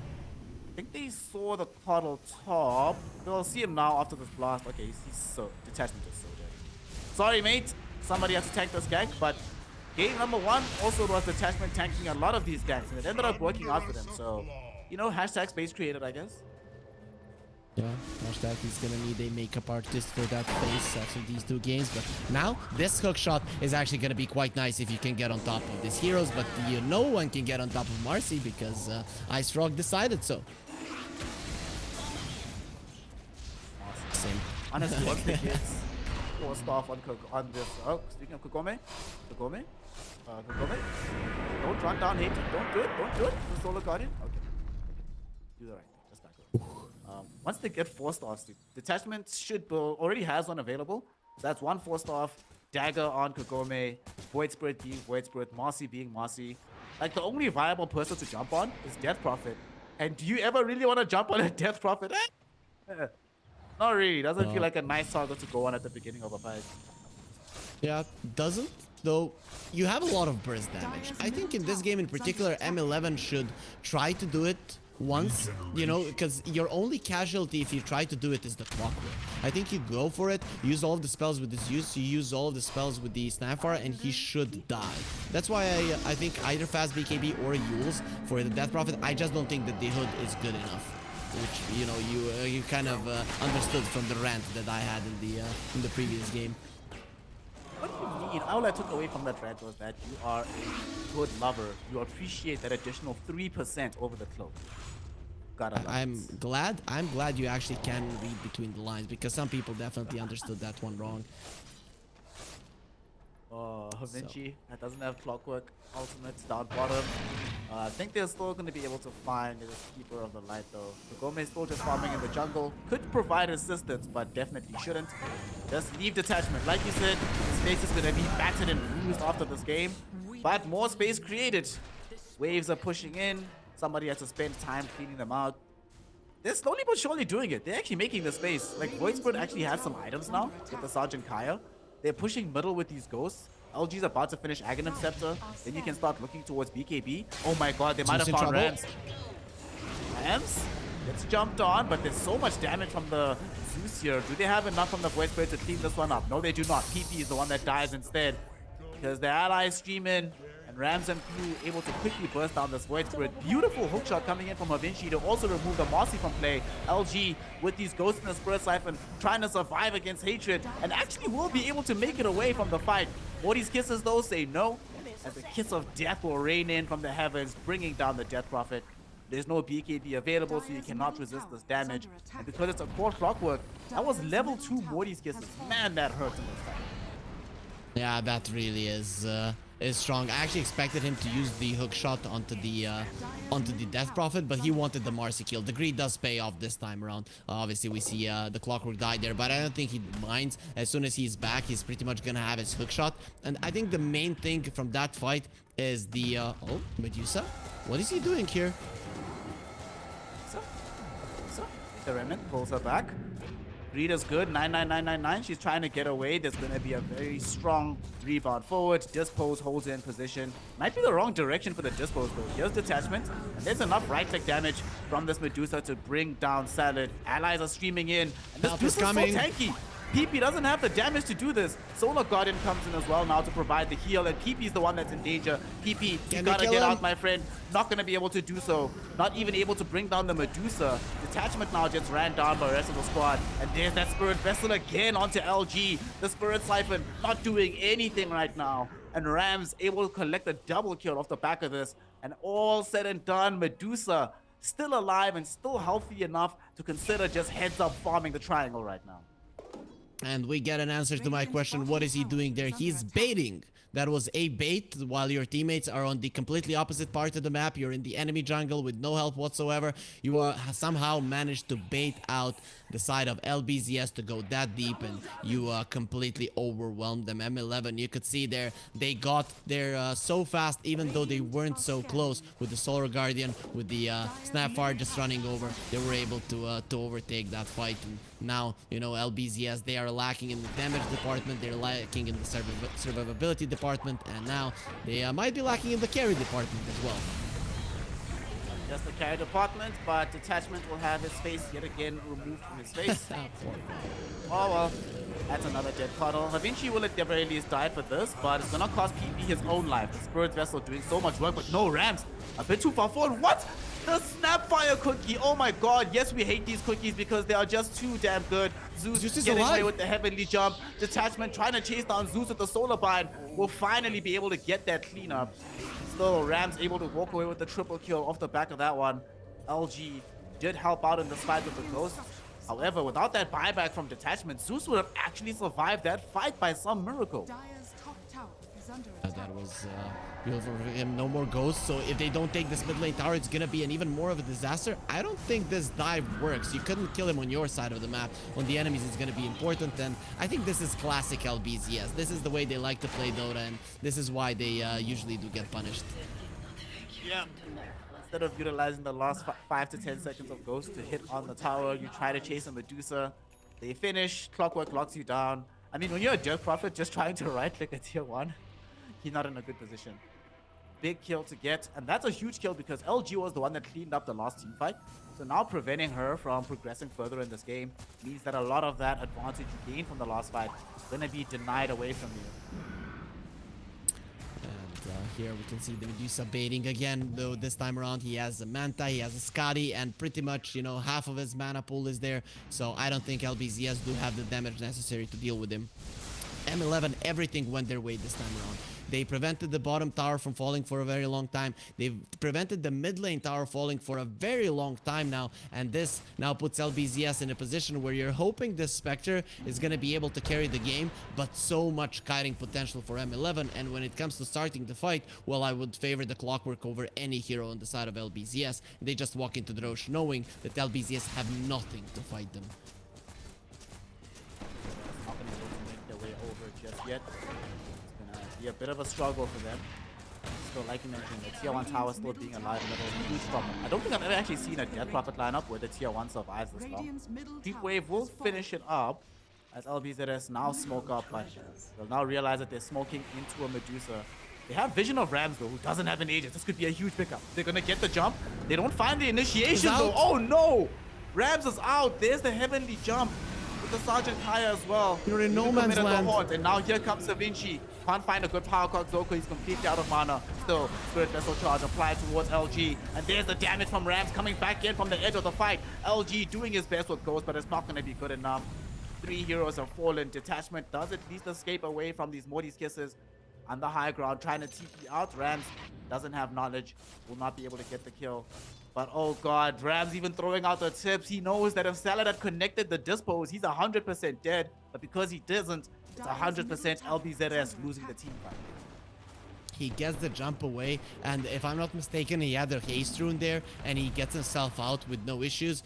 When you're in the enemy triangle and you don't get the first jump, you're gone. There's no way that you're gonna be surviving there, and you know, the Clockwork is more than happy in this game to just give up his life for vision and for some extra control so that LBZS loses their heroes. This is just another level of gameplay from M11, though. You know, LBZS, they are kind of forced into some hard plays, plays that are hard to make, and obviously you are gonna be making some mistakes because of it. That fight started with them jumping onto Rams all alone, separated from the team. It ended with Rams dealing a casual 6,000 damage. Just normal stuff. Normal stuff. Nothing wrong with this hero at all, Ice Rock. So do nothing to change how Zeus is played right now. Everything is perfectly balanced. This hero is so ridiculous. Cool. It's so cool that he gets a spell from people memeing that he's Mario, you know?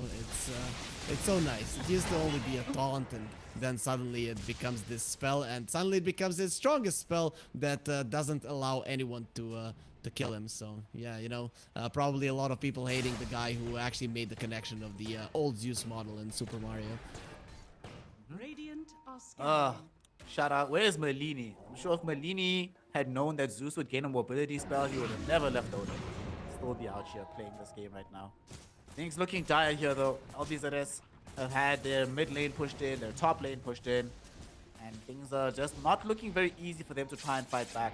On the bright side though, they've got an absurd amount of D-push. They've got Kotto, they've got access to this Death Prophet, so they're not necessarily concerned about heads up losing the game off of one more fight, but it doesn't get easier from this point onwards, because look at the itemization on this Clockwork. He has a Wraith Pack now available as well. So LBZS already struggling with the damage. It's even worse now. Yeah, and most of their damage is AoE, so even more things why you're gonna value the Wraith Pack that much. Right now, LBZS, they only have one outer tower. You have to fight around it. If you don't, you're gonna have nowhere else to set up for a fight, so I think this is kind of a last resort. If they lose this one convincingly, they might even call it. Gomez sitting in the trees, but feels like he's in an awkward and dangerous position. Realizes he is playing into Clockwork, so not the right place to be. I'd rather go top. And they are just gonna sack the tower itself. 90 seconds remaining on the Medusa Aegis, so they feel we would rather try and fight closer to the expiration time. But this push is not slow. Medusa can just stand as a turret on the high ground. Let's see how they can delay this. Salad gets jumped on and Salad gets bursted. Does have buyback though. Will be able to use it. I mean, that's not so bad, right? You lose your pause 4, but it does cost them Thunder God's Wrath, so you have another bite at the cherry to come back and defend this. Yeah, overall, if you look at it that way, it's definitely the case, though. You're gonna still need to find the backline, and they don't manage to do it right off the bat with the jump. Instant hordes coming in from Kagome. Doesn't really find them anything, and that was also utilization of buyback from Salad. How much time do we have on the Aegis? It's 45 seconds at this point. What can they do here? Rams on the high ground, not exactly where he wants to be. Salad finally does find the dispose, but unfortunately the Solar Guardian comes almost immediately afterwards. Zeus is alive, but Salad is not. LG is also going to be joining him in a grave very shortly. Neither of them have buyback. PP doing his best to delay this one out. Throws out the big Resonant Pulse. Not going to be able to do anything because he gets connected onto by the Usagi Fire Snap cookie. Grandma, get these cookies out my face. They are just doing too much to us. And LVZS, like you said, if they don't manage to find the connection, they find the jump, they manage to do nothing, so they just call the GG and allow M11 to claim game number 2 and to push us into a deciding game 3 to determine which team goes into the winner bracket final. Yep, there's gonna be a game 3, and I'm happy we're going that way. LBZS always tends to surprise us, you know, with a lost game, and there it is. But M11, definitely all props to them. This is one of the reasons, you know, when I watch these kind of high ground pushes, why I want people fighting on their outer towers, because there you can surprise the enemies with the angle that you're gonna be coming from. When the time comes when they just walk up your high ground and see 2 or 3 of your heroes, it's over. You're gonna have to fight head on, and with a 10k gold deficit with pretty much no damage on your heroes, you're not gonna win that one. So, you know, they hesitated. I'm not saying the outcome would have been the same, but in my mind they would have had a bigger chance to win on a tier 2 than just waiting on the high ground. Yep, especially because if you're gonna expend buybacks anyway for those fights, you might as well take the fight where you're somewhat more favored, then still buyback. You have the high ground positioning. But what often happens when you lose these heroes, you buy back already in the midst of a siege. They have the positioning over and above you, and there's just not much you can end up doing in this game. I think it says a lot about how this game was going. The fact that Usagi on the off-lane Snapfire didn't necessarily need the Morty's Kisses for damage for many of these fights. There was a couple of engagements where we saw Morty's Kisses come into effect, but it was mostly around the repositioning of the Fire Snap Quickie, because Zeus gives you all the damage you need. My gosh. The damage output from the Zeus here, 32,000. Casually dealing almost as much damage as Kagome, plus LG plus PP. Actually, no, I'm wrong. Dealing more damage than the three of those heroes combined together of the enemy cores. That can't happen, can it? If that's allowed to happen, the game pretty much has no win stake. You know what? The Death Prophet had a hood, so it must have helped her, you know. So we can take away 18% from 30,000, then I think you're still dead. So that is the issue, you know, when your frontliner can die. I think LBZS got a little bit too aggressive in the laning stage, though. I think that's the main issue of this game. They thought they had to crush the lanes, and thus they put themselves in a position where they completely lost them, so they were unable to play the game. In my mind, their timing was early mid-game, once the Void Spirit gets online, but they wanted to get the lead even before that. That is the kind of greed that is most likely gonna be a problem for you if you're playing against any kind of a decent team, and M11, I think they've proven that they're ahead of decent as well. Yep, certainly a decent team. We mentioned that at the beginning of game one, they might not be involved in the upper echelons of this here DPC ecosystem, but nonetheless, they demonstrate that they are not a team to be taken lightly by any stretch of imagination. They come up aces here against the side of LBZS, showing that they understood how this team can play, understood how to exploit them, and dealt with them very handedly in this game. There's the Zeus 32k hero damage, just an absurd amount of damage being dealt out. But another absurd thing is these net worths that were being accrued. The only hero on the side of LBZS to even come close to this offlane Snapfire was the Spectre and the Death Prophet. But you expect these heroes to be able to do a lot more with their net worth. They couldn't do it, not the same way that this Ram Zeus could. You could just easily convert his gold into damage in a way that wasn't necessarily possible for anybody on the side of LBZS. Kagome just didn't get off to the game that he needed.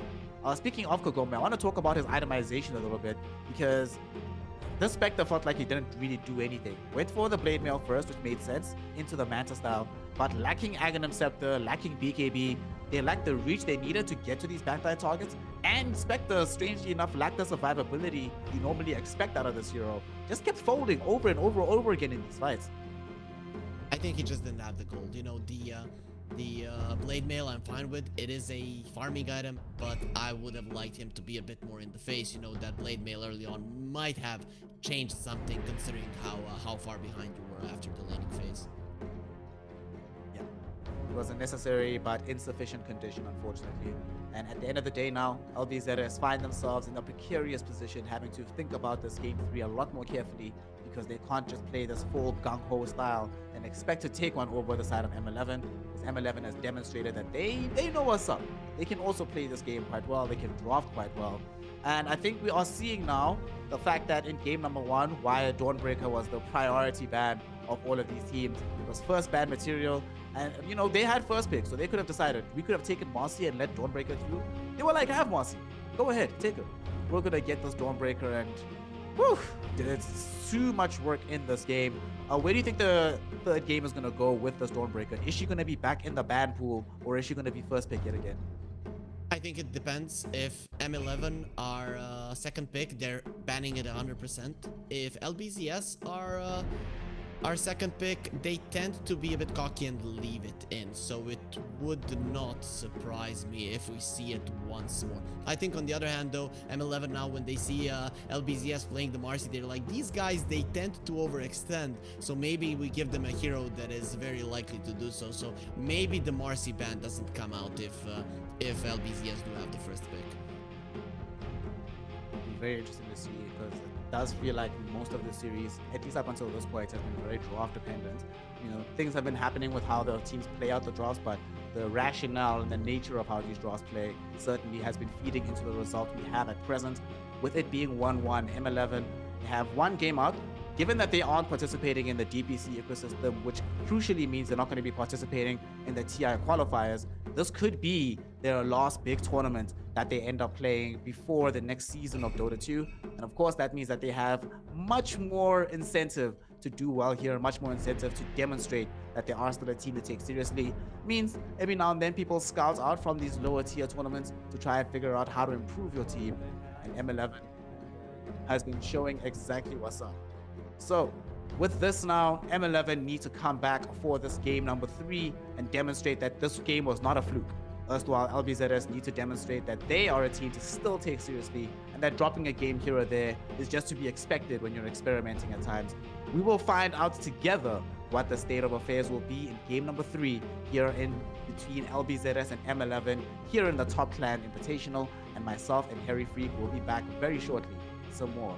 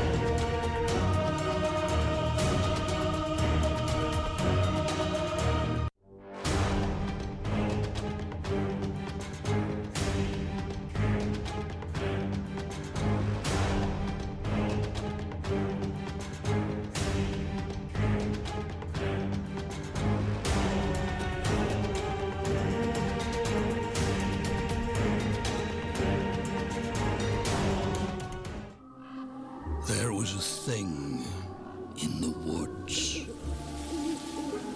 But once a year, it left the woods to feast on us.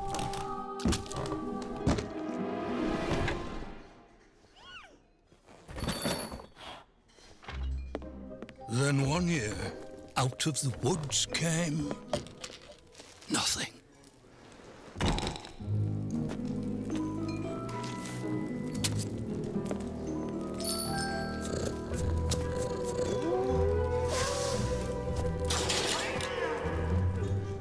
Another year passed, and another.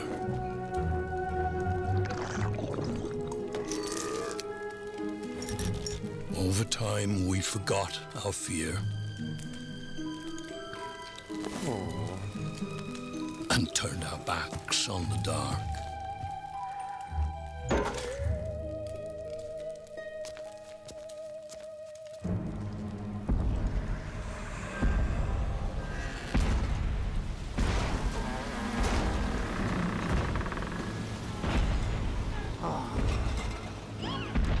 Slivers of the mad moon hang forgotten in our sky, slowly aligning. It is time again. The tide rises and brings with it something dire.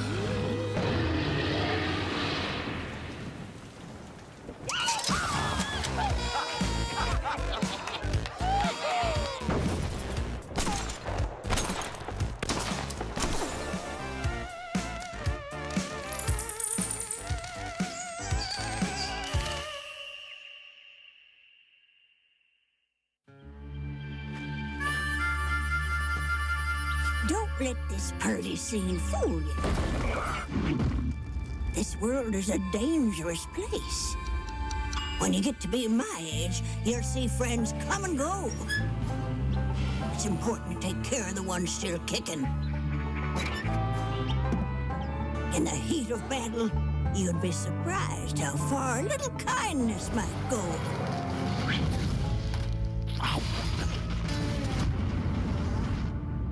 But not everyone deserves kindness. Hello, Auntie. This all you brought? Yes. Oh.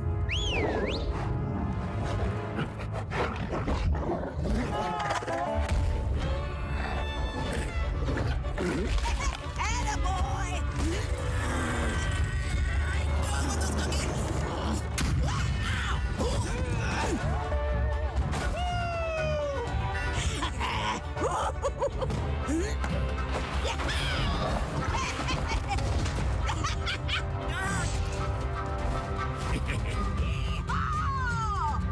I didn't offer to share.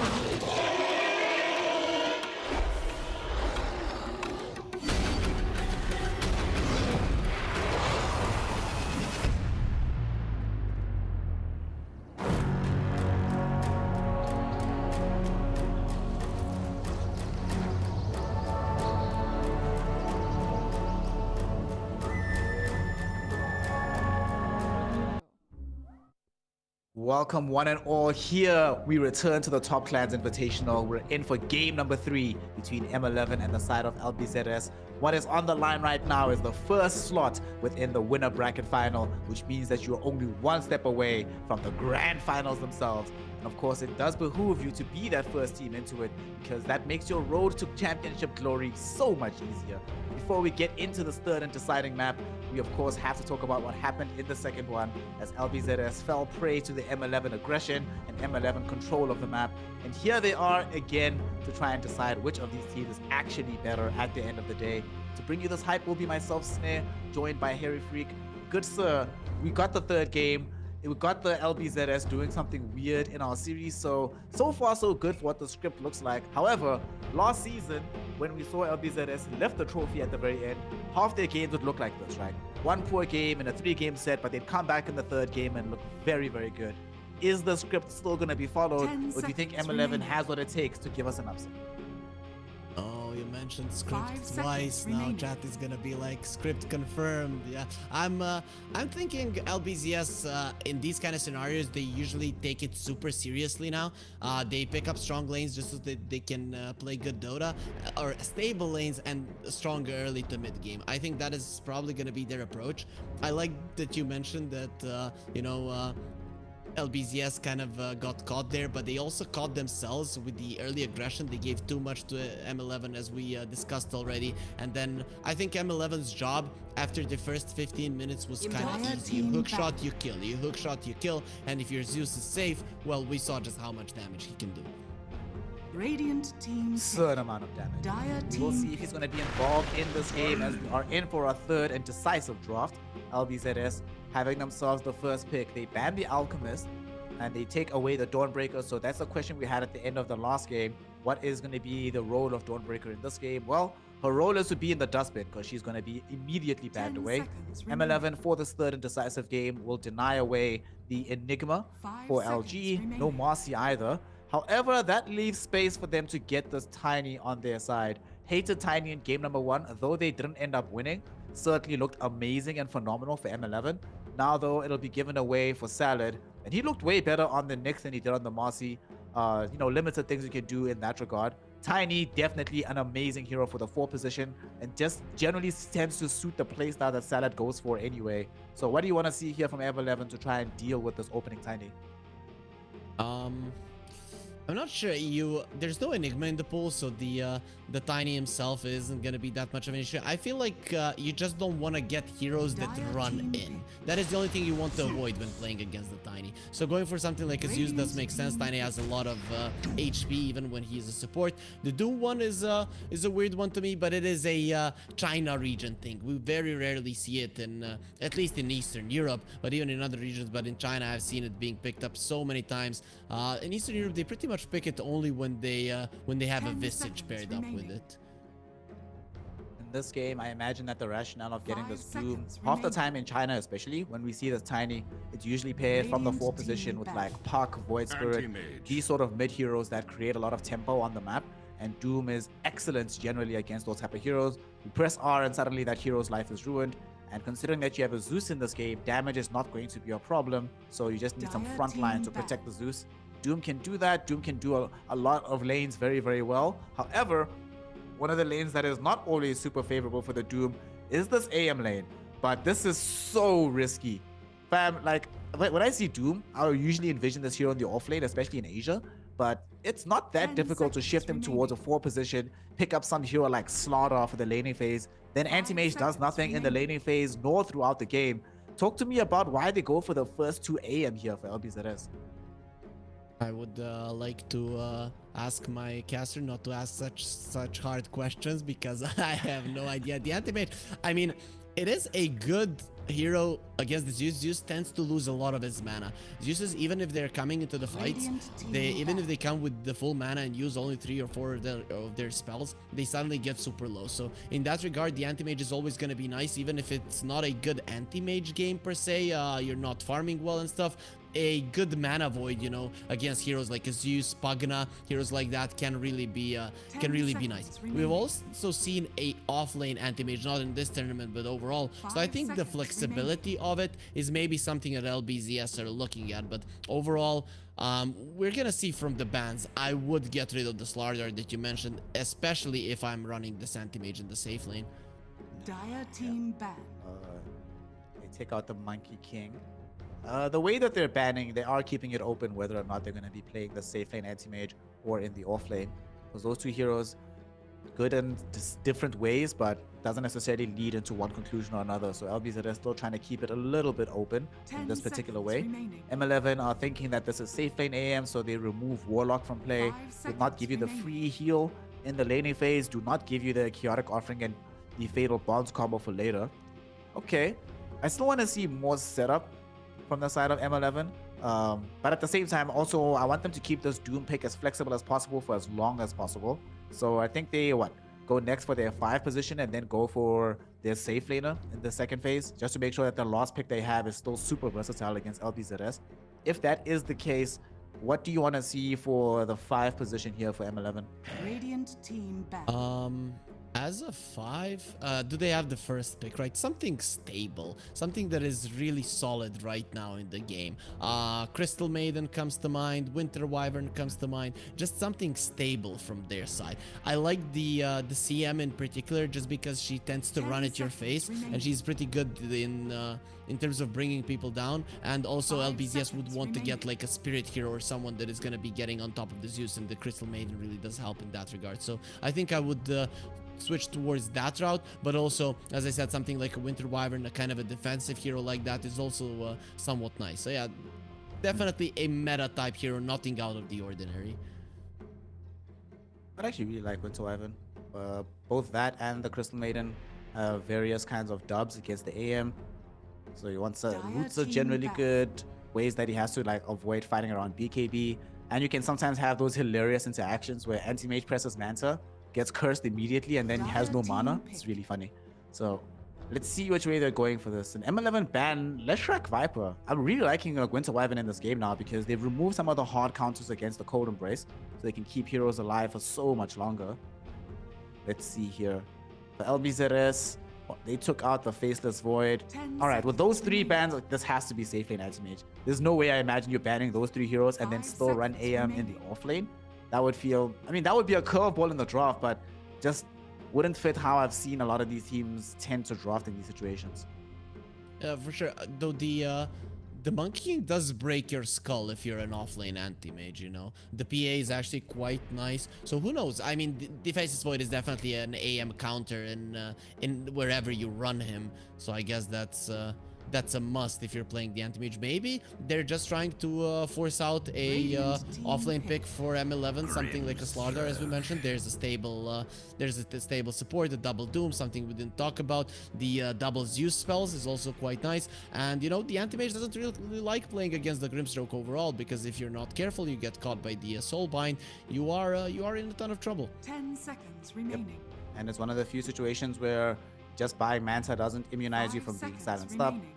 Very, very annoying, like to have to sit still and deal with the Phantom's Embrace when there's this much overall damage coming in from M11.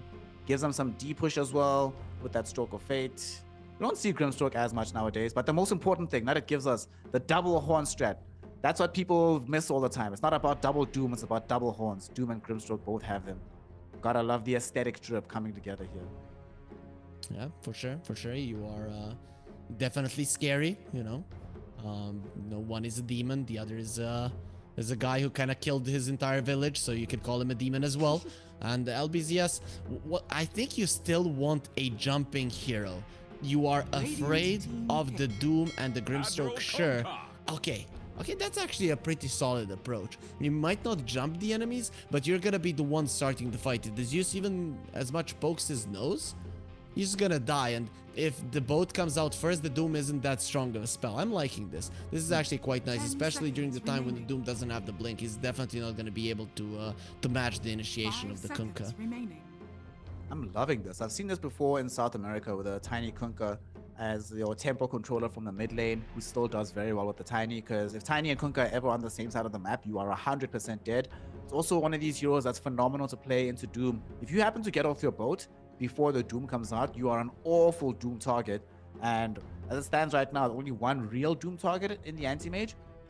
And like you mentioned, pre-Blink Dagger on the Doom, not only is it difficult to reach the anti-mage by yourself, but Kunkka can run so much interference for you. This Kunkka pick's actually Dire genius team from pick. LBZS. This makes so much sense. You get the Snapfire next, so it gives them some more magic damage.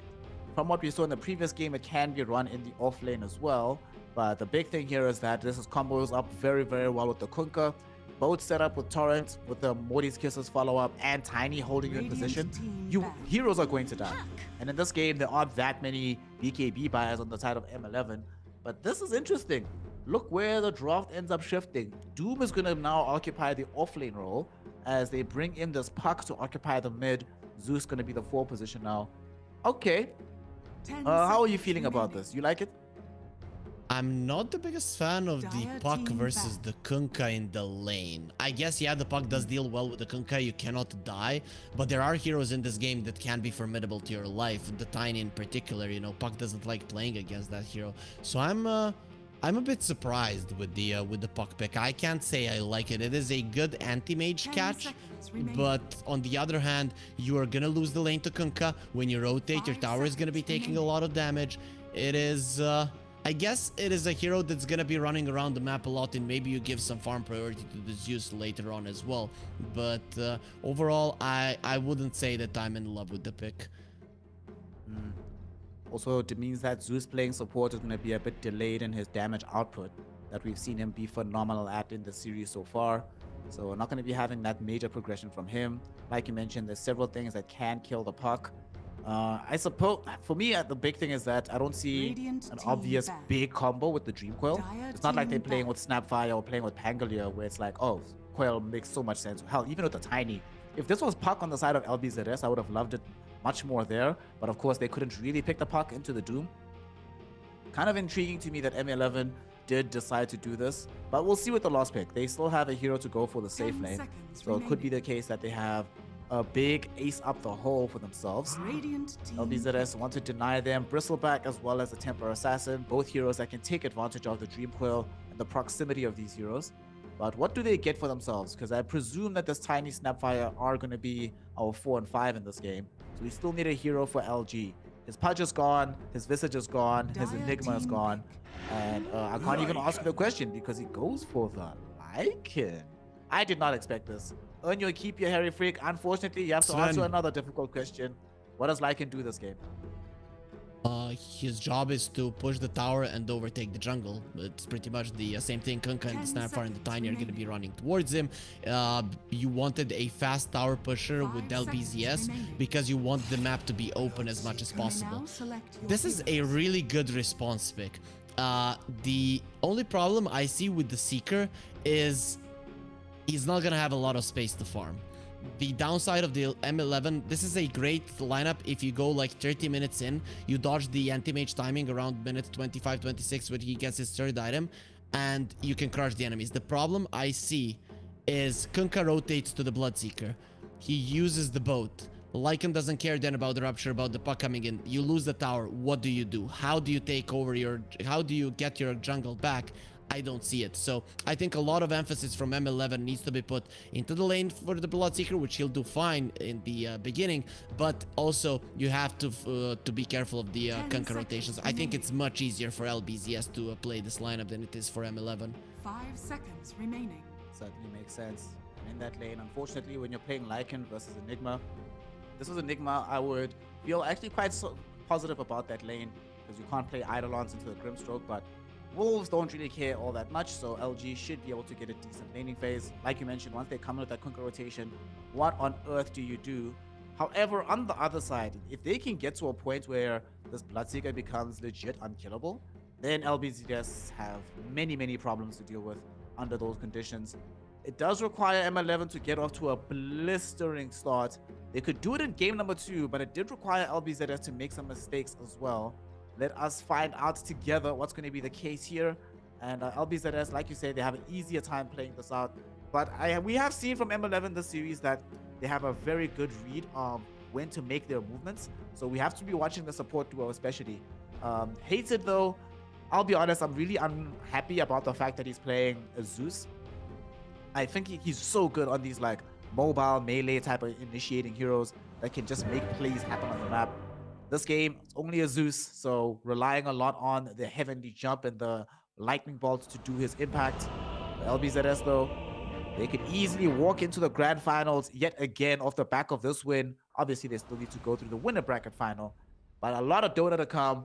Harry Freak, let's go for the third and decisive game. Winner of this is a winner bracket finalist, the first one of the Prepare tournament. for battle.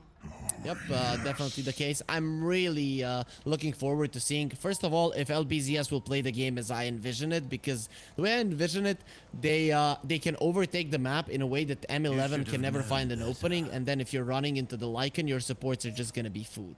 On the other hand, though, it's LBZS, so maybe they have another thing in mind. And M11, I just want to see if they're gonna have proper responses to the top lane. I think if you defend the top lane tower like 2 or 3 times, it doesn't drop like until minute 10. You get your jungle back once or twice with the smoke. I think you're actually okay in this game, but those are a lot of ifs. It is possible, but you need to really play that map well. Just like when you're playing against the Beastmaster, you need to prevent him from pushing, and you need to defend your big jungle. If that should be on the top of their priority list, and if they make it happen, M11 actually have a decent shot. See how they start this game as well. They're trying to stack up for these bounties, but they seem outmaneuvered at present by LBZS. So LBZS might be able to claim the 3-1 off the back of this. Let's see. LG positioning for the river bounty. Let's see if he's going to be able to outclick the Bloodseeker. Nope, The gets muscled battle out. begins. At the same time, though, on the other side, Usagi, does he grab this one first? He does. Thank goodness. It's going to be a nice 2-2 start. They actually even activate here the Scorch to chase away detachment. And between that and the Lightning Bolt, if not for the Anti-Mage's presence, they might have decided to chase him up the hill, but they don't want to take in a risk for no reason. Hey! Rams also manages to take down an Observer Ward with the assistance there of Hated. All right, a D Ward early, the 2-2 trade, and you don't end up losing first blood. You need this kind of stuff, and they actually might still get the first blood. Detachment got a little bit too greedy, came back in. Does have a Fairy Fire, though. We'll keep him alive for now. Usagi, 1 second until the Scorched Earth will activate it and chase down his quarry. One more right click will enable the first blood. And we wanted a strong start for M11 here, Harry, and this is exactly how you get it.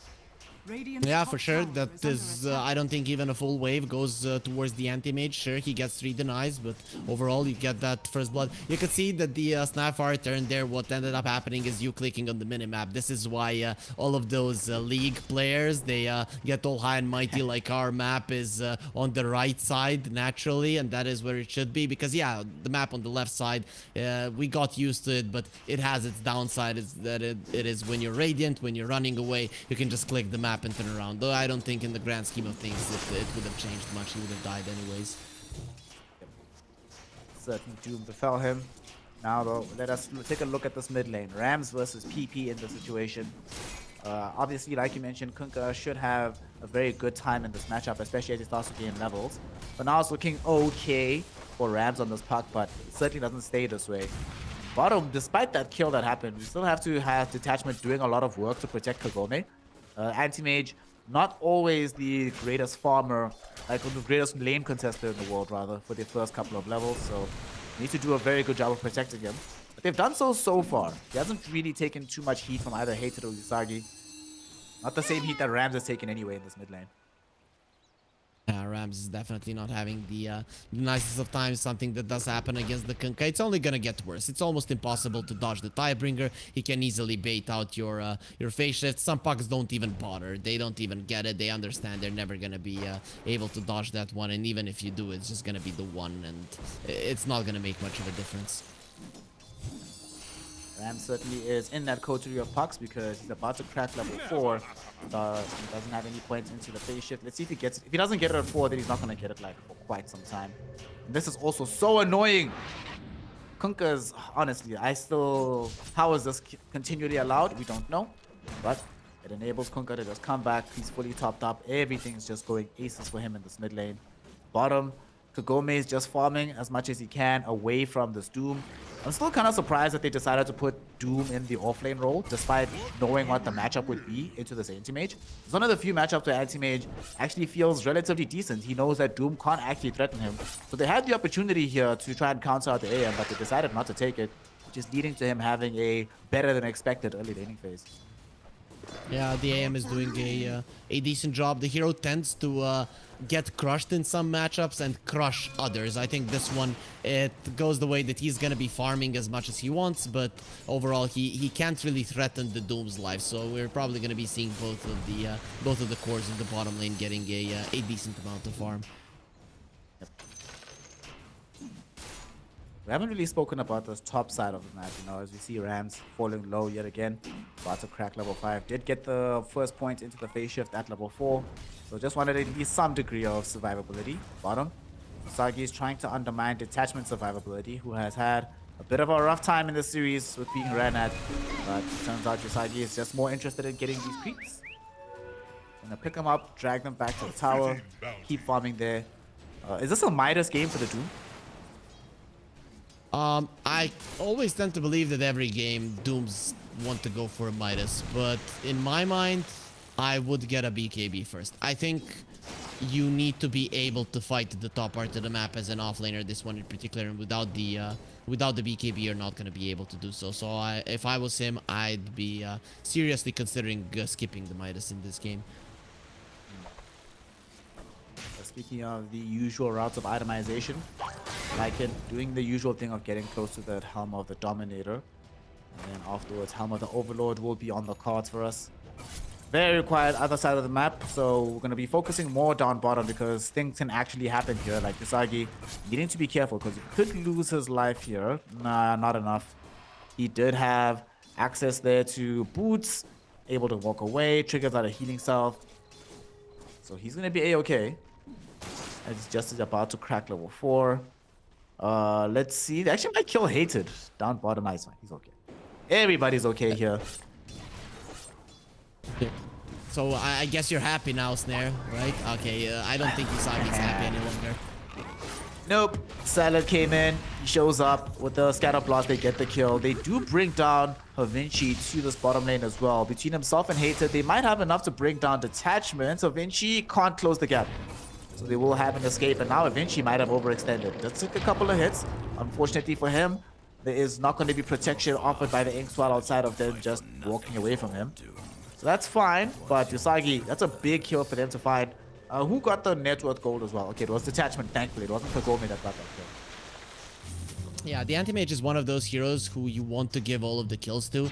It's just because the hero is so big on the timing of the Battle Fury, it just accelerates this game so much. So yeah, it definitely. Usually I'm like, okay, the core didn't get the kill, not a big deal. But when it's the anti-mage, it is a problem. Though they're fighting bot and Salad is still here.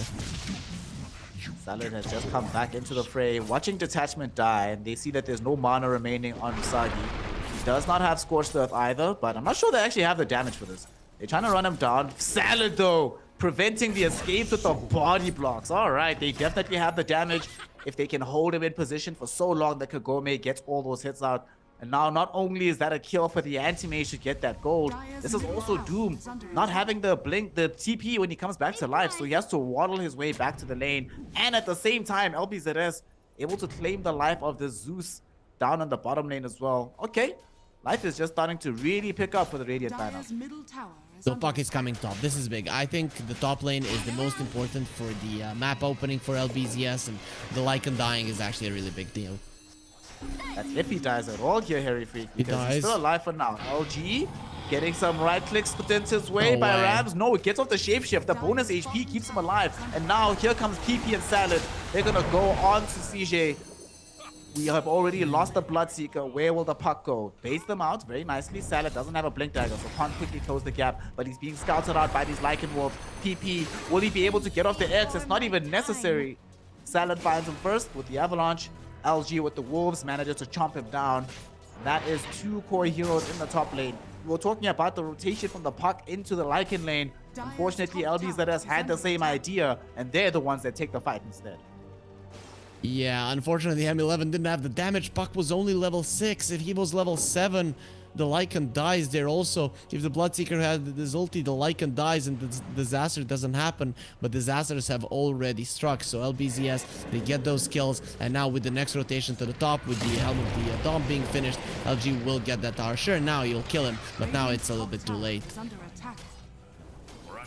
what he wanted out of his laning phase. All that's left is for him to try and get the tower. Do get this ultimate kill. Like you say, too little, too late. This is the nature of Dota. It's a game of margins, and when that margin is slightly unfavorable towards you, it can cascade into larger results on the map. LBZS can still try and mount that push, but right now we just see that Usagi farming away bottom. Has he made up his mind yet on what he wants? He gets phase boots, hasn't queued up his next item just yet. Of course, Kagome, we know he wants Battle Fury and nothing else, so we still have to see exactly when he's able to reach his timing. He's going for the raw Battle Fury here. We'll talk about it in a second, because top, we have this fight onto the Bloodseeker. About to lose his life perhaps. Eventually buys space and time with the Inkswell, and not dying just yet. Bloodseeker going to be able to escape, and Usagi comes in, throws out the Doom onto the Kunkka. Kunkka just running this way and that, but unfortunately realizes that his life is forfeit. So is the Tinies. As they defend the tier 1 tower, you wanted them to focus on being able to do so. They do so wonderfully here, killing the Kunkka and removing the Tiny from play as well. Beautifully done by the side of M11. I think LBZS overestimated just how much damage they have. The thing is, your supports don't do that much damage at this point. You want the Snapfire to have her level 6. That's why I was thinking minute 10 is going to be the perfect time with the second siege creep to go towards the top lane. But sure, you forced out the Doom. I guess M11 cannot fight, but as I mentioned, 2-3 times you defend the tower, it should be enough. And, you know, a few more waves you push out and M11 should have ticked off the first thing they needed to do well in this game. Unfortunately, what makes them do worse is when they lose out on their Bloodseeker, as he gets completely surrounded in this bottom lane. This Kunkka Tiny combination, you just get X and you will die 100% of the time. The chain disable is just too much. Top lane Puck though coming in for a fight. They want to try and get some kills with the Dream Coil before they lack the damage to get these kills. Let's see if that's going to be repeated yet again as LG survives through the initial Dream Coil. They don't necessarily have the follow-up lockdown. Usagi, no Doom, and he doesn't have any real lockdown creeps picked up for himself, so LG inside the shapeshift can walk away, but it doesn't matter. It's not about getting the kill onto the Lycan, it's about defending that tower. Harry Freak, they're listening to you, fam. Making sure that they keep themselves in this game by keeping the tier 1 alive. Yeah, they're doing good. They're doing a really good job. The only thing now is recognizing when not to give away heroes and die on the top lane. I think right now a move for M11 is move to the mid lane, force rotations there, and then smoke to the top lane. Because if you're keeping the Doom as a possible target here, if he dies at the start of the fight, you're not going to be able to fight without the Doom that's coming back up soon. So I would like Usagi to keep himself away for the time being right now and come back a bit later on. Depend a lot on PP and Salad, and the two of them will indeed smoke right now yet again. They are coming to the top lane. Look at the minimap though. Everybody from M11 vacating that side of the map. But Usagi, oh no, going back at the long moment. Oh well, he's dead. That is that mistake. Will anybody come help him? Dude, He's look how close he is to Midas. Oh, they have an observer one out. Hated, bought the space, created the opportunity, and now they get the soul buy. Double Doom! Double Doom is out, they got it, but they're immediately running away. Doing the soul buy, they're trying to get out of this fight. Hatred getting a little bit closer, Lightning Bolt slows them down, but this is the issue. Without the puck, they just don't have the lockdown. So a Stroke of Fate comes in, finds another decent slow. But the Double Doom, despite how good it looked, doesn't find the kill. Rams finding himself in on the back lines. He was looking for the assassination, but he's the one that might be in danger now. He missed the first salvo of spells, so Kunkka was able to get off the magic wand and completely survive the fight. Radiant's bottom Oh tower my is goodness, under what a attack. bizarre set of events here, Harry. But nobody's dead just yet. Unless Salad, does he find an avalanche toss? Finds the avalanche, there's the toss. We got him. Usagi should die from this, but there's the ultimate. Does kill the one onto Salad, and LG falling very, very low. They still haven't killed this Doombringer. He will eventually die. Will Detachment follow him into the grave? Hatred was trying to make that happen, but not going to be able to do so. At the same time, Havinci chased down by the Lycan Wolves and the mini army of the Wolfman. Radiant's bottom What an tower interesting fight. We're not done just yet. What? When does this fight finish here, Harry Freak? What's going on? Hatred dies behind the tier 1 tower. And finally, we get some peace on the map.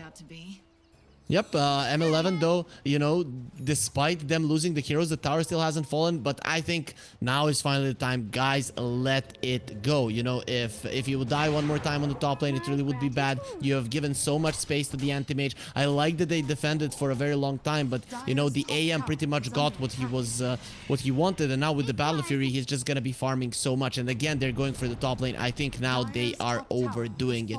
They had an idea what to do, but now with the tower dead, the skill in itself really isn't going to matter too much. Because LG immediately just he's out. He's done his job. Rams does get the consolation kill off of Detachment, but certainly not what you Dire's wanted middle out of the tower is situation. under attack.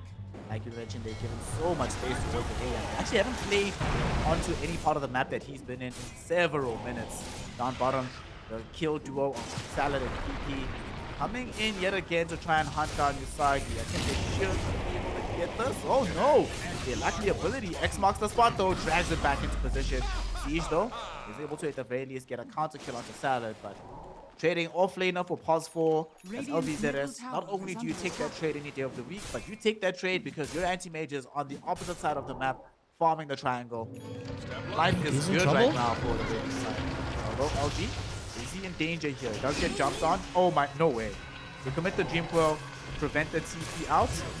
This is taking quite a while though, Harry Freak. That was, if he had BKB or when he does get that item, I'm starting to be very worried about the prospect of outputting enough damage to kill these heroes. He has a hood.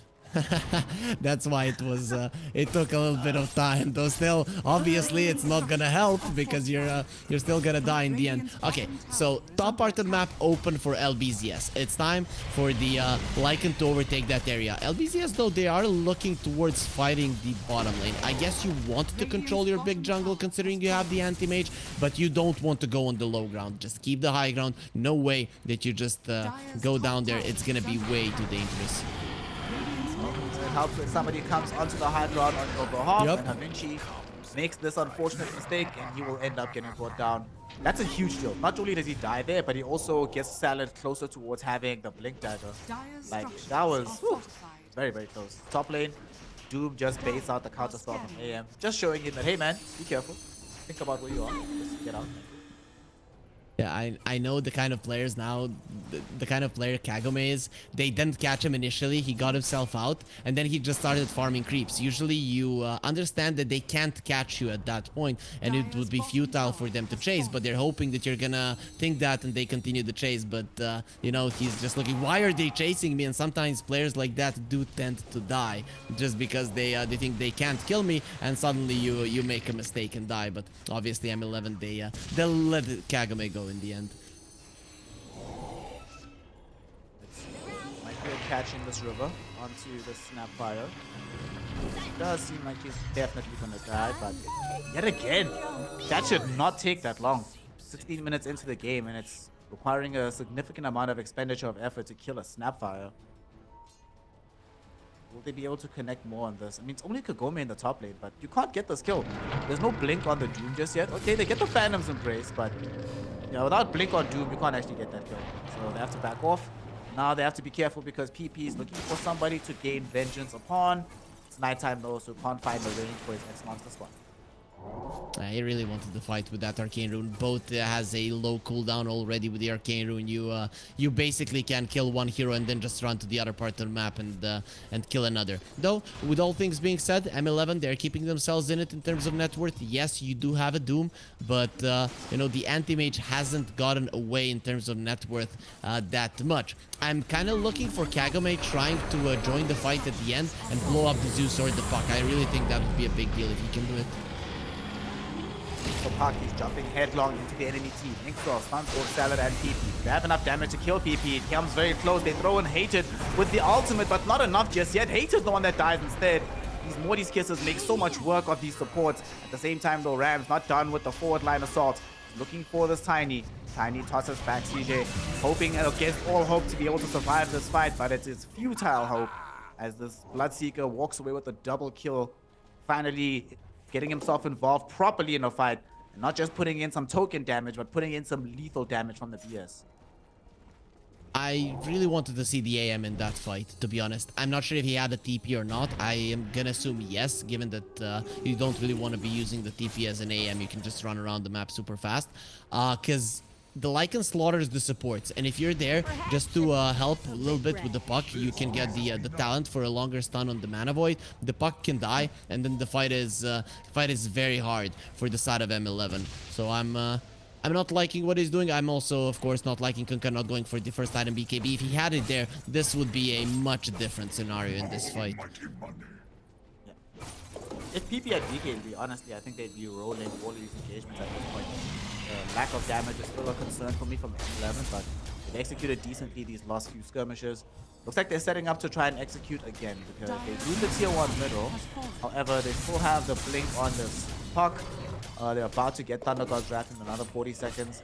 Looks like they are preparing to smoke and then try and make something happen. Okay, here's the plan. Look at Havinci. Almost got the gold for the Aghanim shot.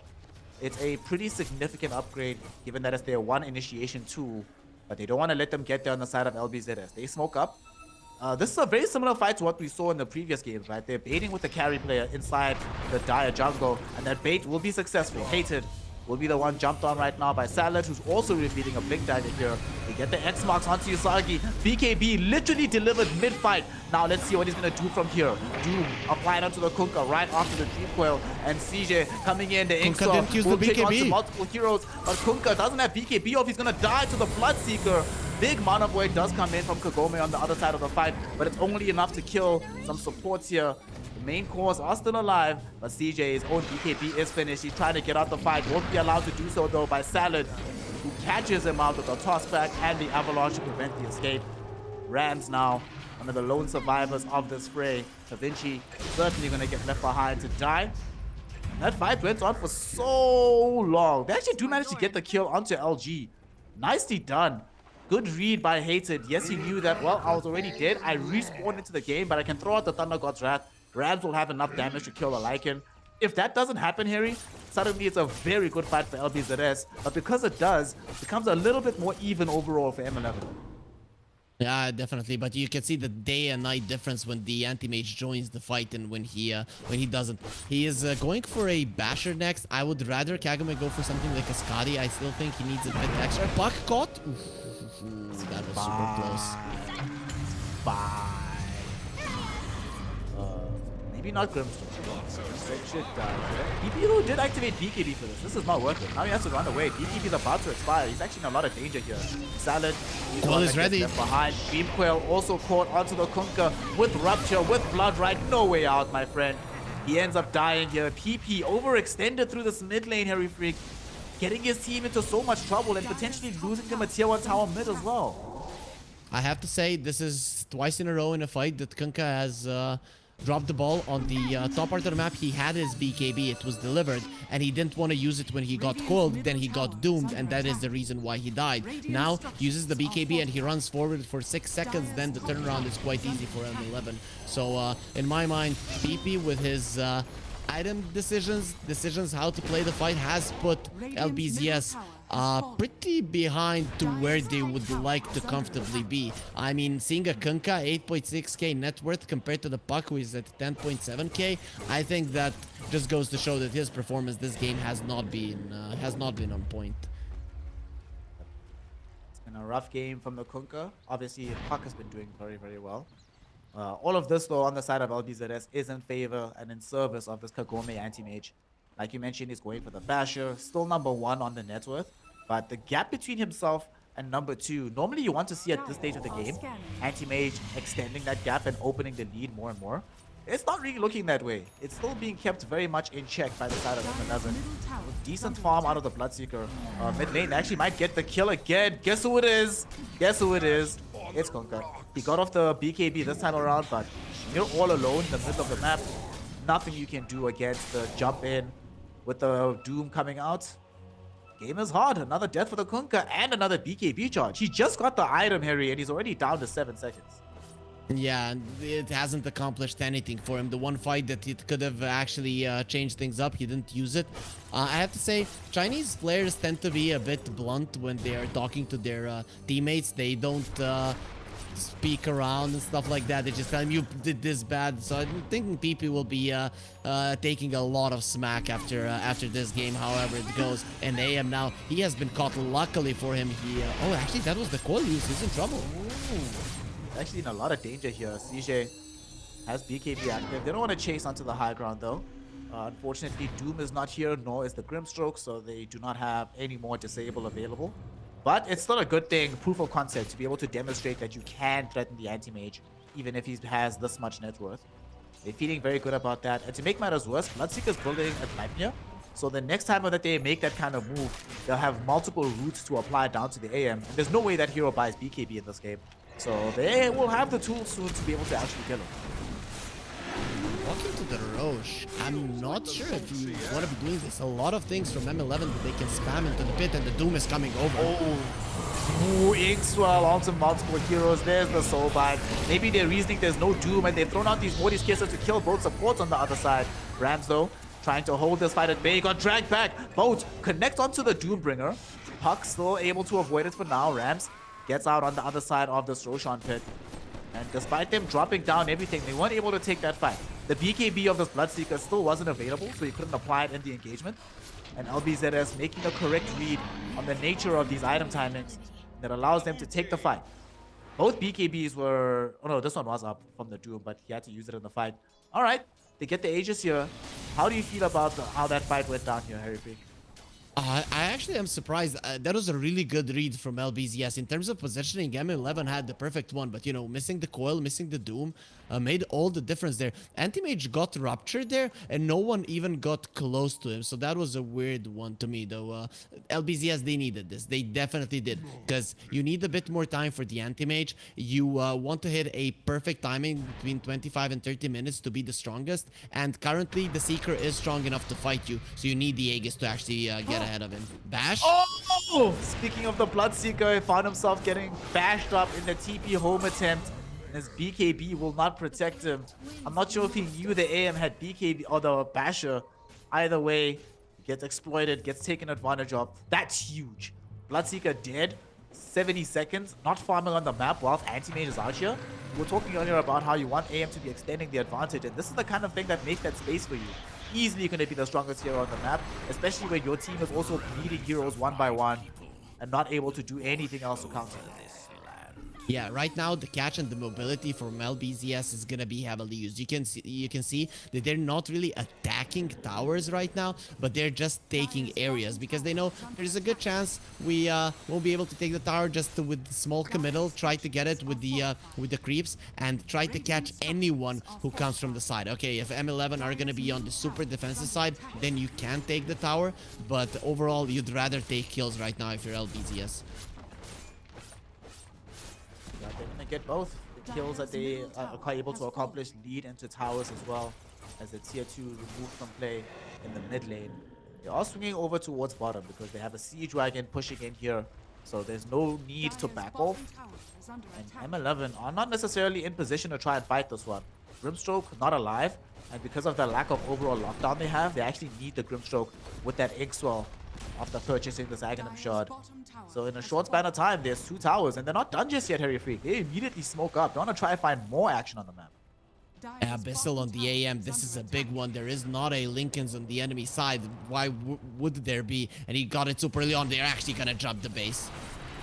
They have an Observer Ward inside set base. They make the easy jump going on to Usagi, who does get off the BKB though, so not dead just yet. Escapes the Nimbus Cloud as well. Soulbind from Avinci creating space and time, but LG will end up being able to chase and kill him for it. Nice usage of Infernal Blade to cancel out the TP attempt of LG. He will die inside the base. First while though, they do manage to force away the rest of LBZS. Still, it's a big fight for them because that's a 2-for-1.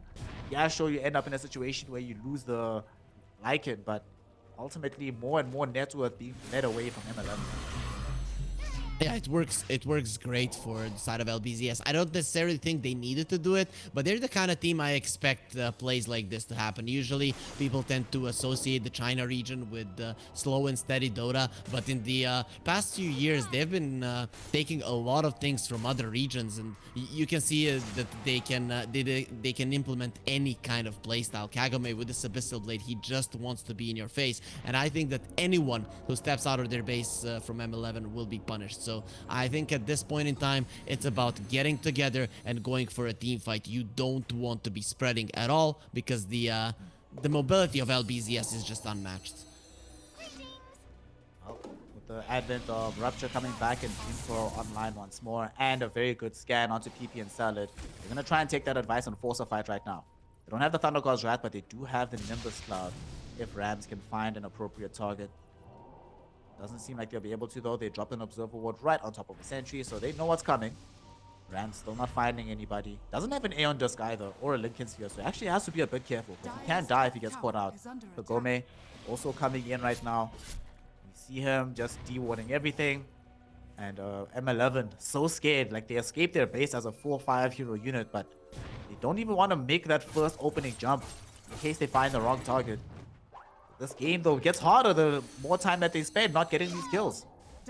Yeah, for sure. M11, they are feeling very bad about staying in their triangle because they don't have the mid or the bottom tower. They're pretty much just defending the farm. They're not defending map control with that. And with them not being able to overtake the top part of the map, they're gonna lose the last outer tower. This puts LBZS in a position where they can choose what to do. You can smoke towards the triangle, or you can hold this area for long enough for the next Roche and then try to end the game. Knowing them, I'm still thinking they're gonna be trying to force out fights. So pushing in the lanes, and then whoever pokes their nose, well, Kagome is gonna be on their case. Might wait until they finish the Snapfire Aghanim Shard. As Kagome farming towards the Lincolns, but doesn't feel like he absolutely needs it for these fights. LG with the full Helm of Overlord and an AC, now moving in towards having a Basher of his own as well. Once he has that Basher, CJ on this Bloodseeker is just gonna have an even rougher time in this game. Did end up finishing off the Gleipnir. What do you make of this? Bloodseeker is building Lincoln Sphere next. We'll talk about it in a second because middle, they're going to try and make this jump onto Kagome. They finally get the Doom out onto him, and there is going to be a Phantom's Embrace as well. Will they actually be able to get him? Looks like it. This is going to be a dead Doom, and now they're also going to follow up by bringing down Detachment. CJ coming across LG. They've killed this Lycan too. What on earth is happening? Salad gets tossed up into the air right now, and he is in a mortal danger as they finish him up as well. 4 heroes dead in the blink of an eye. What on earth happened, Harry Freak? They were winning the game, and now they lose 4 heroes. LBZS happened. These guys, they don't try to, you know, sometimes the game is just over. You have won it. You've taken everything from the opponents and you just need to hold areas. Sometimes LBZS to me feels like they are bored, right? They're like, oh, we now have to wait 5 minutes. No, let's do something. And that something is when it's not specific in Dota, it's going to create an opening. And the opening was right there for them to exploit. See if they can at least get something back here from this high ground defense. The Kunka with the boats, turns out that he's going to be enough by his lonesome to force back M11. But now suddenly, we spent the last, like, what, 5 minutes playing with M11 being unable to leave their base. You were talking about it. They were just taking back farm areas just for the farm's sake, not any map control. But now suddenly they got some real estate. Got a tier 2 tower, threatened on the high ground, reclaimed an outpost, can start pushing in bottom. All from just one mistake of Kagome being a little bit overextended. We see there why he wanted to buy the Lincoln Sphere so badly, but playing on that side of the map before that item is out, what a risk to end up taking. There is a sentence from one Dota player that kind of got implemented in my mind. If you die in a split push as a carry hero, you're literally losing the game for your team. Kagome, he didn't even die in a split push. He died on the mid lane. With the anti-mage, you want to be playing the side lanes because they're obviously you're harder to catch. In the mid lane, everyone who is wherever they are on the map, they're just going to be able to storm down on you. So his positioning there definitely not ideal. And you're just putting yourself at a situation right now in this, when the game is this late, the second you're back in the game, Doom is gonna be back in like a half a minute, so it's not like you can respond that well. So Roche is very important for LBZS. They need to reclaim the top part of the map and they need the vision there, and M11 know this and they will not allow it. Smoked up right now, and you see that they have found out this Salad Tiny and they should be able to bring him down. Did cost them Thunder God's Wrath, but at this stage of the game, whatever, as long as you get these kills. Okay, that's a dead Tiny. No Roshan coming up in any nearby timing just yet. But more and more kills being gotten. But for me, the more important thing is I'm looking at the state of play. They're now actually able to play away from their base, closer towards the LBZS side of the map. For LBZS, though, it was a sacrifice to play a bit more further back because they wanted to finish off the Lincoln Sphere, which Kagome does now have. So this Rupture on the Bloodseeker for CJ not going to be uber impactful. But at the same time, he's also about to get Aghanim Shard. And then suddenly all this HP that the anti-mage thinks he's getting for himself is going to be useless. So he better not go for a Satanic. I think he needs to go for like maybe some Butterfly or something before this Aghanim Shard comes out from the Bloodseeker. Butterfly does seem like a solid item for the AM here. Right now, I think LBZS, they have a clear path to what they need to do. The Lycan needs to be pressuring the bottom lane. You need to wait for the TPs to come there and then you fight. A straight up fight running into enemy vision is probably gonna turn bad for you. The only way you win it is if you see the Doom and he dies, but this Doom hasn't been showing himself overall. Rams ends up revealing this Lincoln Sphere middle, but they're gonna force this fight. Blood Rat going out onto multiple heroes as a BKB out from PP and them. Doom has been thrown out onto both Salad and Kagome because the Soul Bind allows them to get the double even through the Lincoln Sphere. Rams coming back in. He has enough damage. They've gotten the anti-mage down.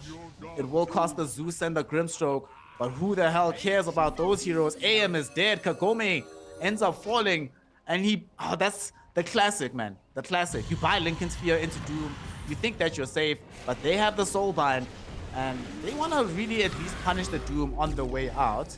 Looks like they should be able to do so. Doom, come on, at least get your Midas off before you die. Use your Midas. The Seeker is back. Midas. But he might not die because Bloodseeker coming back in to try and defend him. Salad, though, buys back. So did you see that discipline? The moment Salad brought back, Bloodseeker started running home immediately. It's like, nope. I'm not getting involved in this one. Yeah. I'm coming. Nope. Yeah, he understands how much of a problem Tiny is. Tiny loves these heroes that are run-in type, you know. So he just stops you in your track. The Bloodseekers, the Bounty Hunters, all of these, even the Lycans, you know, they just come to you and you stop them in their tracks with the Avalanche. So Bloodseeker, the second he sees that, he gets himself out. I have to be honest, LBZS actually came out as the victors of that fight.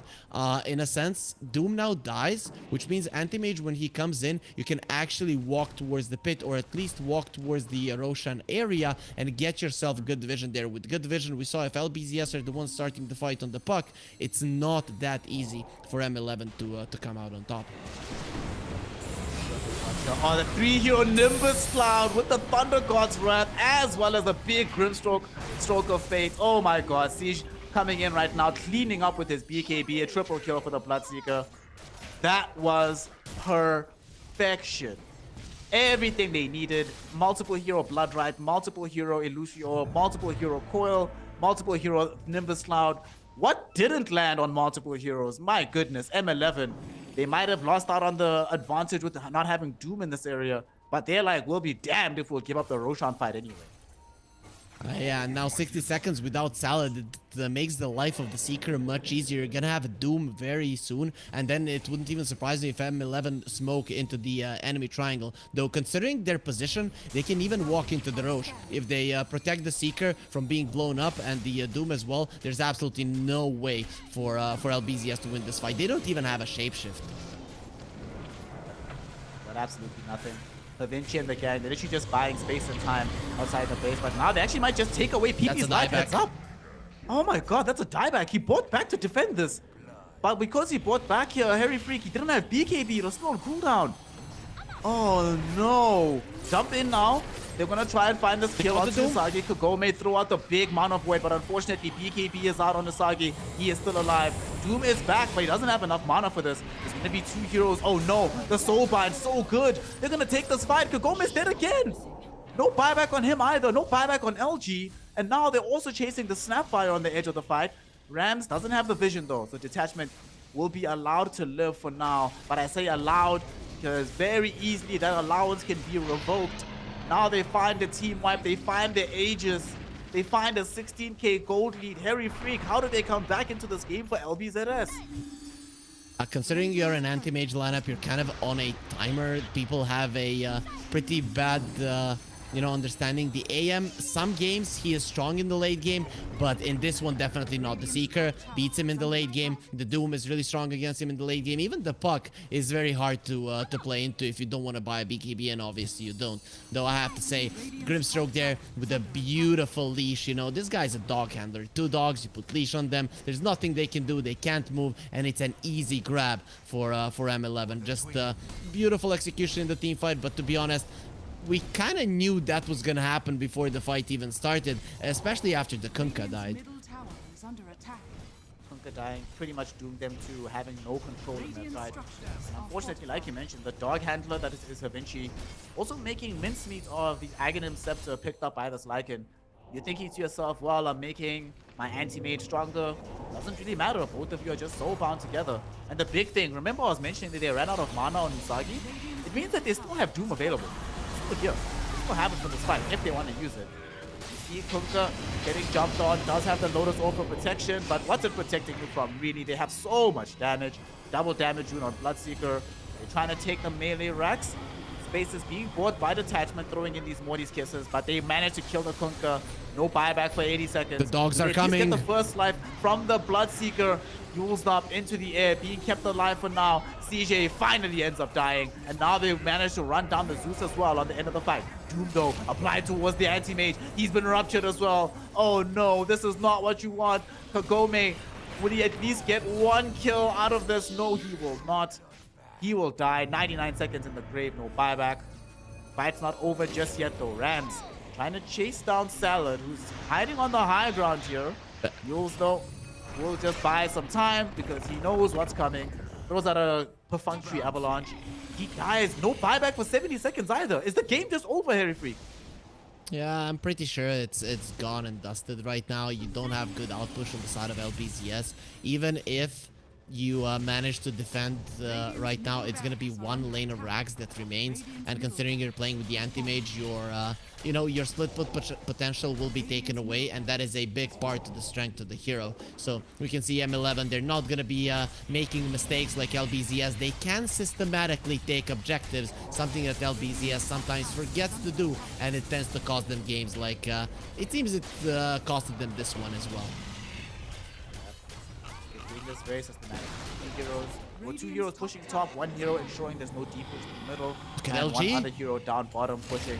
But now LG coming in on the backline of the fight, bringing in a small army, but LG doesn't have the HP to make this encroachment, just ends up dying heads up.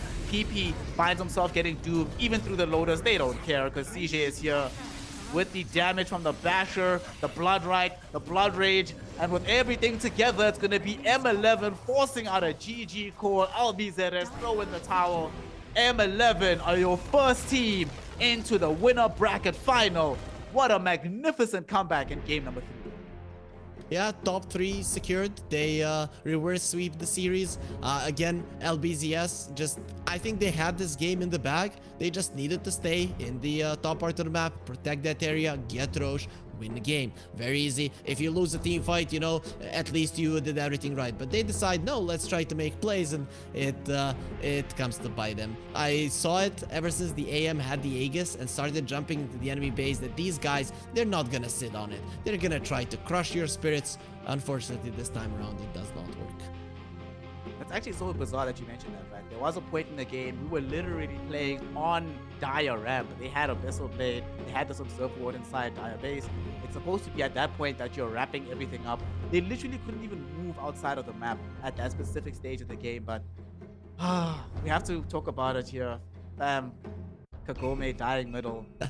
That's honestly, it's, sometimes in Dota's a very complicated and difficult game, and we saw many times in this game that like one small decision can cascade into this thing not happening or something else going awry later on. It's very rare that you can literally isolate a solitary moment that changed everything, but that fight right there literally changed everything. If he doesn't die there, LBZS win the game, but because he does, M11 have time to reclaim map control, they have time to finish off their key items, they have time to just get to a point where this Bloodseeker was actually a viable threat and no longer afraid of the anti-mage. But more importantly, they got time to get this Doom as well into a position where he's tanky enough that he can no longer die being jumped on from 100 to 0, which means he always has Doom ready to just throw it out onto you. And if you get doomed, you die. That's just the rule of this game, right? That is an isolated incident that we can pinpoint, but a lot of things led up to it. You're jumping into the enemy base, I'd say that's the first one. And the most important thing is you have the AM and the Lycan. Your split put potential is amazing, and instead of just pushing in the waves and always having vision of the enemy so that you have the advantage if the fight does start, you decide that you're gonna fight head on. And that decision from LBZS is what led up to that moment. So I think that is the thing that needs to be addressed, not the moment in particular. Though, yeah, that was the breaking part where Team 11 were more likely to win the game than to lose it. It's actually kind of peculiar, right? Because he was doing a decent enough job of forcing out the map and pushing all across it on this Lycan. Went for the Aghanim Scepter instead of the Aghanim Shard, so we didn't get that massive mid push going. But it is weird that they were in a winning position with this sort of pushing draft and find themselves unable to actually dish out the necessary damage. I mean, we end this game, obviously, shout out to Rams, yet again bringing in another phenomenal performance. But I'm looking at this Lycan here, right? And you know what I'm seeing? I'm seeing only 3,000 building damage, which is kind of ridiculous. So LBZS, unfortunately, getting knocked down to the lower bracket. They will have to fight and claw their way back to the top if they want to have a chance at defending their title here in the Topclan Invitational. Of course, M11, our first team to have confirmed the upper bracket final, our first team to have confirmed themselves top 3, and now sort of sitting pretty as a pseudo final boss of the tournament, given that they have now deposed the former champions right here in the form of LBZS. Now though, we have finished with the good news of promotion, and we now have to go down to the lower bracket and witness some relegation battles happening on that front. So until then, we're going to be taking a short break.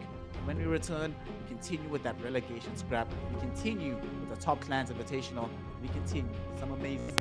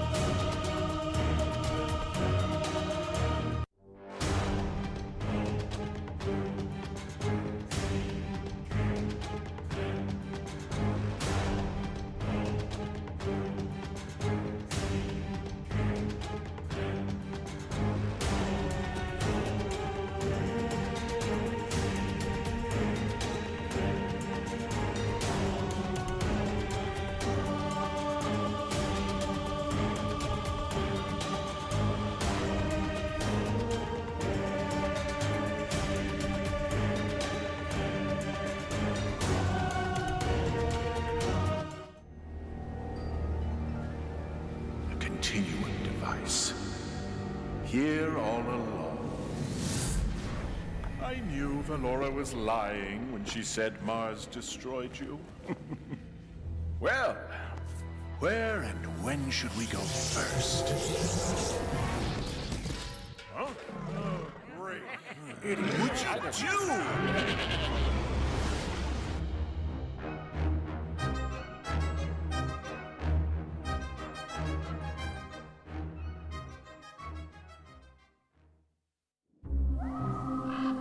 There was a thing in the woods. But once a year, it left the woods to feast on us.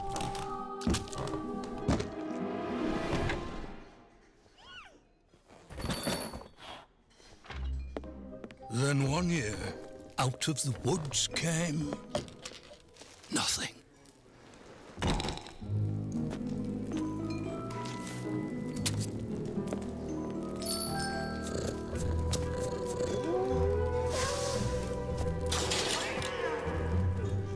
Another year passed, and another.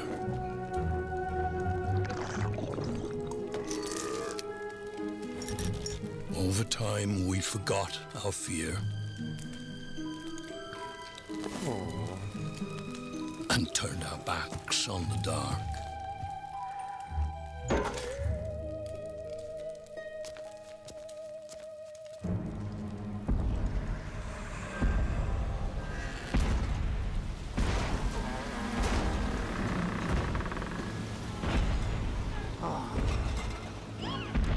Slivers of the mad moon hang forgotten in our sky, slowly aligning.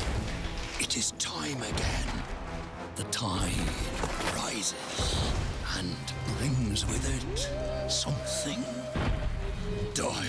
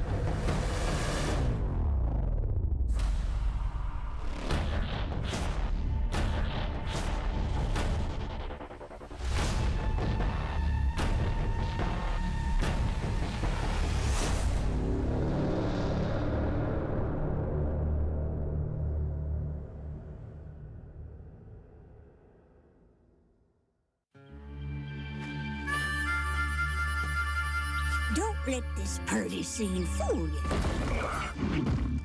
This world is a dangerous place. When you get to be my age, you'll see friends come and go. It's important to take care of the ones still kicking. In the heat of battle, you'd be surprised how far a little kindness might go.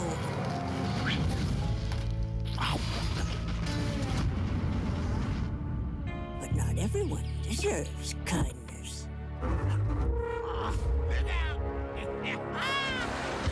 Hello, Auntie. This all you brought? Yes. Oh.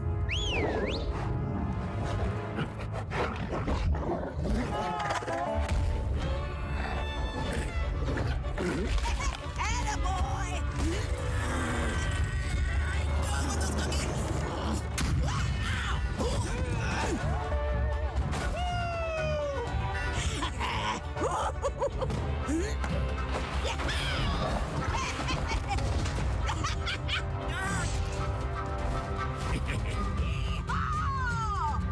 I didn't offer to share.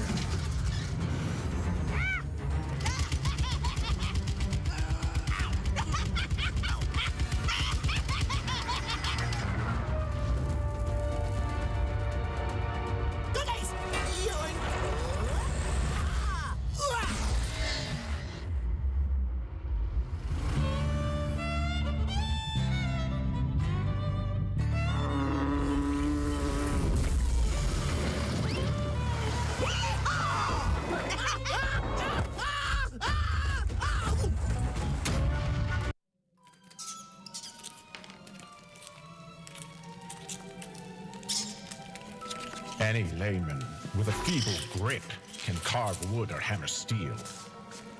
Even the tender hands of a child can grasp a set of instructions.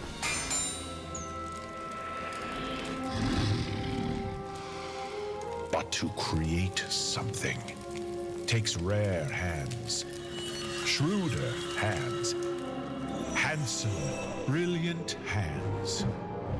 The hands that forged the first scepter of power.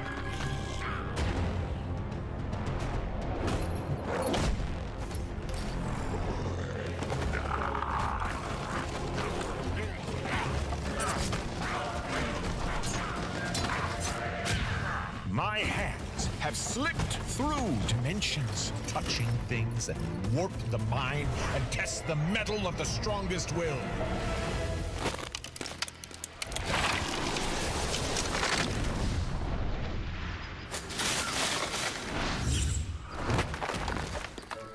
From the far reaches of the astral plane, beyond countless dimensions, monsters, beasts, beasts without legs, beasts that are only legs, heroes that aren't heroes at all. I have brought them here to answer one simple question. Can your hands wield the true Aghanim scepter?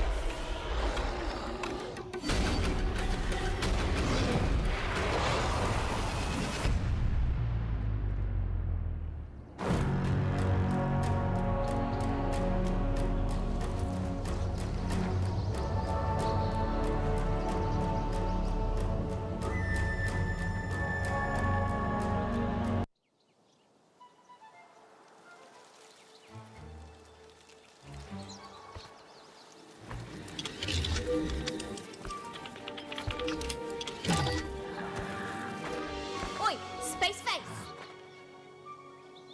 Crack one! Oh.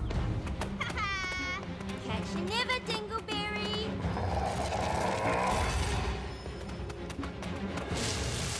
Futile creature. Munted!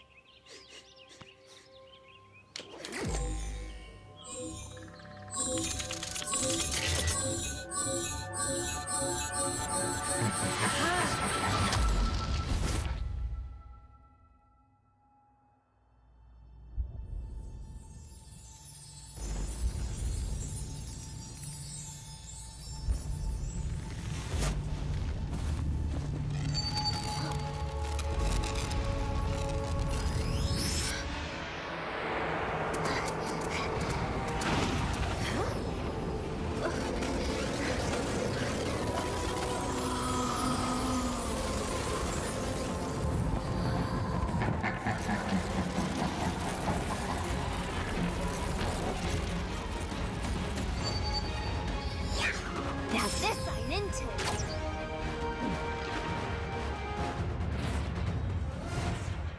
5, 4, 3, 2, 1.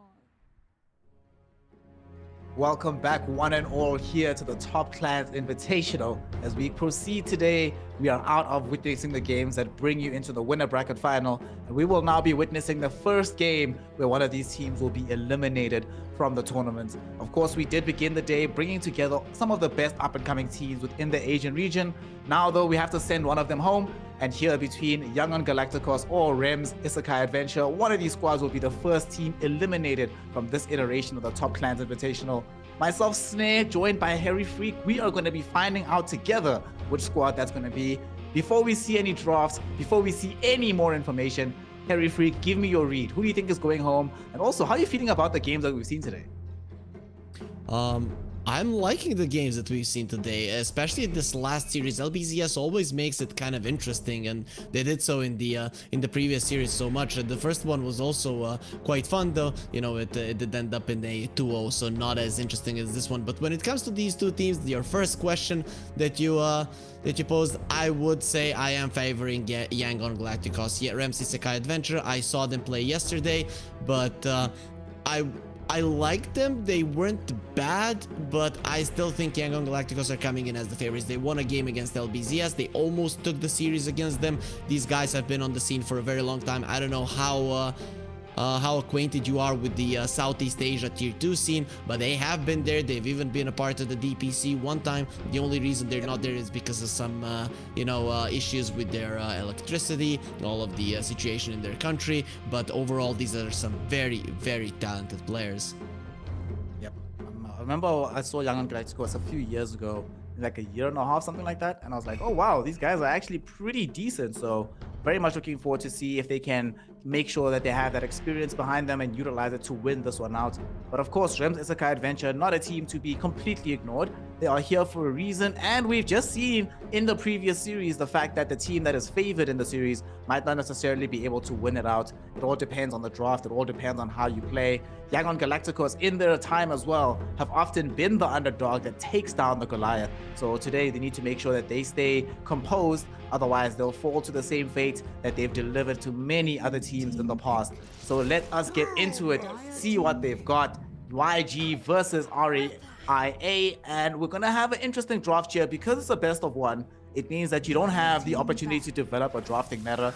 You have to come out the gate swinging here, Harry Freak. So here, YG, Brewmaster Hoodwink for them. Other side, Marcy Viper. Which opening do you prefer at this point? Ria's opening is kind of yuck, and Yangon is really cool. You know, I like the Alchemist bans from Ramsey Sakai Adventure. Yangon Galacticos yesterday played a lot of offlane Alchemist. First they played it with a mid lane Void Spirit, then with a Winter Wyvern. Young Peach dropped the ball a bit with the Winter Wyvern, but overall their performance as a team with those kind of lineups has been great. But if we're just going off of strength, you know, I really like when you have the second pick that you just go for double offlane, and the Viper and the Marcy, it doesn't get stronger than that. The only thing you need to be kind of thinking about right now, are they gonna try lane us right off the bat to shut down the Vipers? You need to be open for that possibility if you're a Ramsey Sakai Adventure. That would certainly make sense, and indeed this lane is hella busted. Speaking of busted things, so check this out. This Brewmaster hero, there's a particular player, Shang Yu in China, who legitimately makes Brewmaster look absolutely broken. Like, I want to find those VODs and pull those out, but the reason I'm talking about it is because he's been very good at playing this hero from both off lane and from the mid lane. And in a game, I remember he played Brewmaster. Listen to this, Harry Freak. So he plays Brewmaster into Viper mid, right? As you'd expect, he gets completely dumpstered in the lane. And then he hits level 7, pops ultimate, kills the Viper. Okay, cool. Everything's fine. When he gets to level 9, I think, he kills the Viper again and suddenly had the same net worth as Viper. I was like, what? That's not supposed to be allowed. So something that they have to pay attention to as well, that YG could decide to just do some shenanigans of putting Brewmaster in the losing lane, allowing him to tank the heat, as it were, as long as he gains levels out of it. But at the same time, it feels unlikely that they're going to do that because now they have Enigma, another very level greedy hero in this game. Damn, YG, will they get away with all this greed? I'm not sure though. Yeah, you are kind of greedy in a sense that all of these heroes need level 6, and you're playing against the Viper lineup. They can destroy you, and then even if you get level 6, the question is, can you bring these guys down? Sure, Sharpshooter is a good spell, but imagine it doesn't land on the Viper. Suddenly all of your heroes are dead. I liked that that you mentioned the Brewmaster, and I have to say the Brewmaster players are a different kind of people. They are fine with getting destroyed. A lot of people would get tilted, but no, because they know in the future we are gonna get back at them when we bring more friends, you know? It's like when you lose a fight when you're at school. Next day you come with your whole family. You're like, all right, now what? No, it was 1v1 before, but we've got the whole crew this time around. They actually have a lot of stuff in general this game. Brewmaster has stuff, Enigma has stuff, all of the stuff being thrown at you, and RIA right now don't actually have any clear for the things coming towards them. They have Viper, Marcy, not necessarily who you think of when you think about clearing waves. So you need at least one hero that can provide that to you. Who's still available that does it well? We still have the Keeper of the Light. Puck has been banned. They will go for a Baron. So it's not going to be clear. It's going to be more lane sustain and lane support, because here's the solution. You get the bristle back for all the stuff that's coming towards your way. A bit slow in terms of this lineup from Ramsey Adventure. I think you kind of look at where the Viper is and you know where the fight is going to be coming from. If you're Yangon, you can easily read the situation. You know, I think Ramsey Adventure with this kind of a lineup, they're really banging on this Viper having a good lane. Considering the Enigma on the side of Yangon, I think you put the Enigma off lane. You start off with the Hoodwink Brewmaster Juggernaut in the safe lane. You make sure that the Viper doesn't have a good time, and suddenly Rem Sisakai Adventures draft is in trouble. You will have that timing with the Bristleback because he'll be strong, but you just survive it a little bit. Late game, use the Black Hole, and there's pretty much nothing to cancel it. Yep. It's Black Hole Midnight Pulse into a super strengthy hero. It's Juggernaut being able to hit you from the front no matter which way you turn, but crucially, it's also this Hoodwink with the break mechanic to just bye-bye Bristleback, what can you do? And this Brewmaster just sending you all up into the air half the time. A Baron can provide some degree of protection, but can't necessarily keep it all from happening. Kind of a surprising Bristleback pick, I'll be honest, in my opinion on this one. Feels, like you say, it feels like they're putting a lot more pressure onto the Viper. And I honestly do not like drafts like that, because Viper often falls into this pit of win the lane super hard and then go on to summarily lose the game without contesting the map all that much. And there's no hero here does stuff for Rem Sisakai Adventure if they start falling behind. Like, who do they have leading the charge if they decide to go for a smoke move on the map?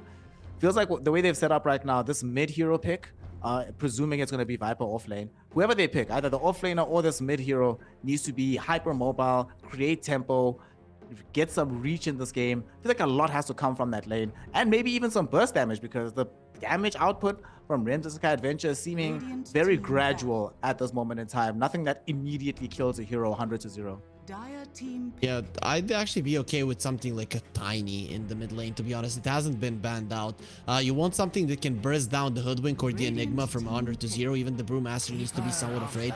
They go for the Coddle. Sure, that's burst damage. That's fine. The catch on Yangon is very limited, but you can pick catch now.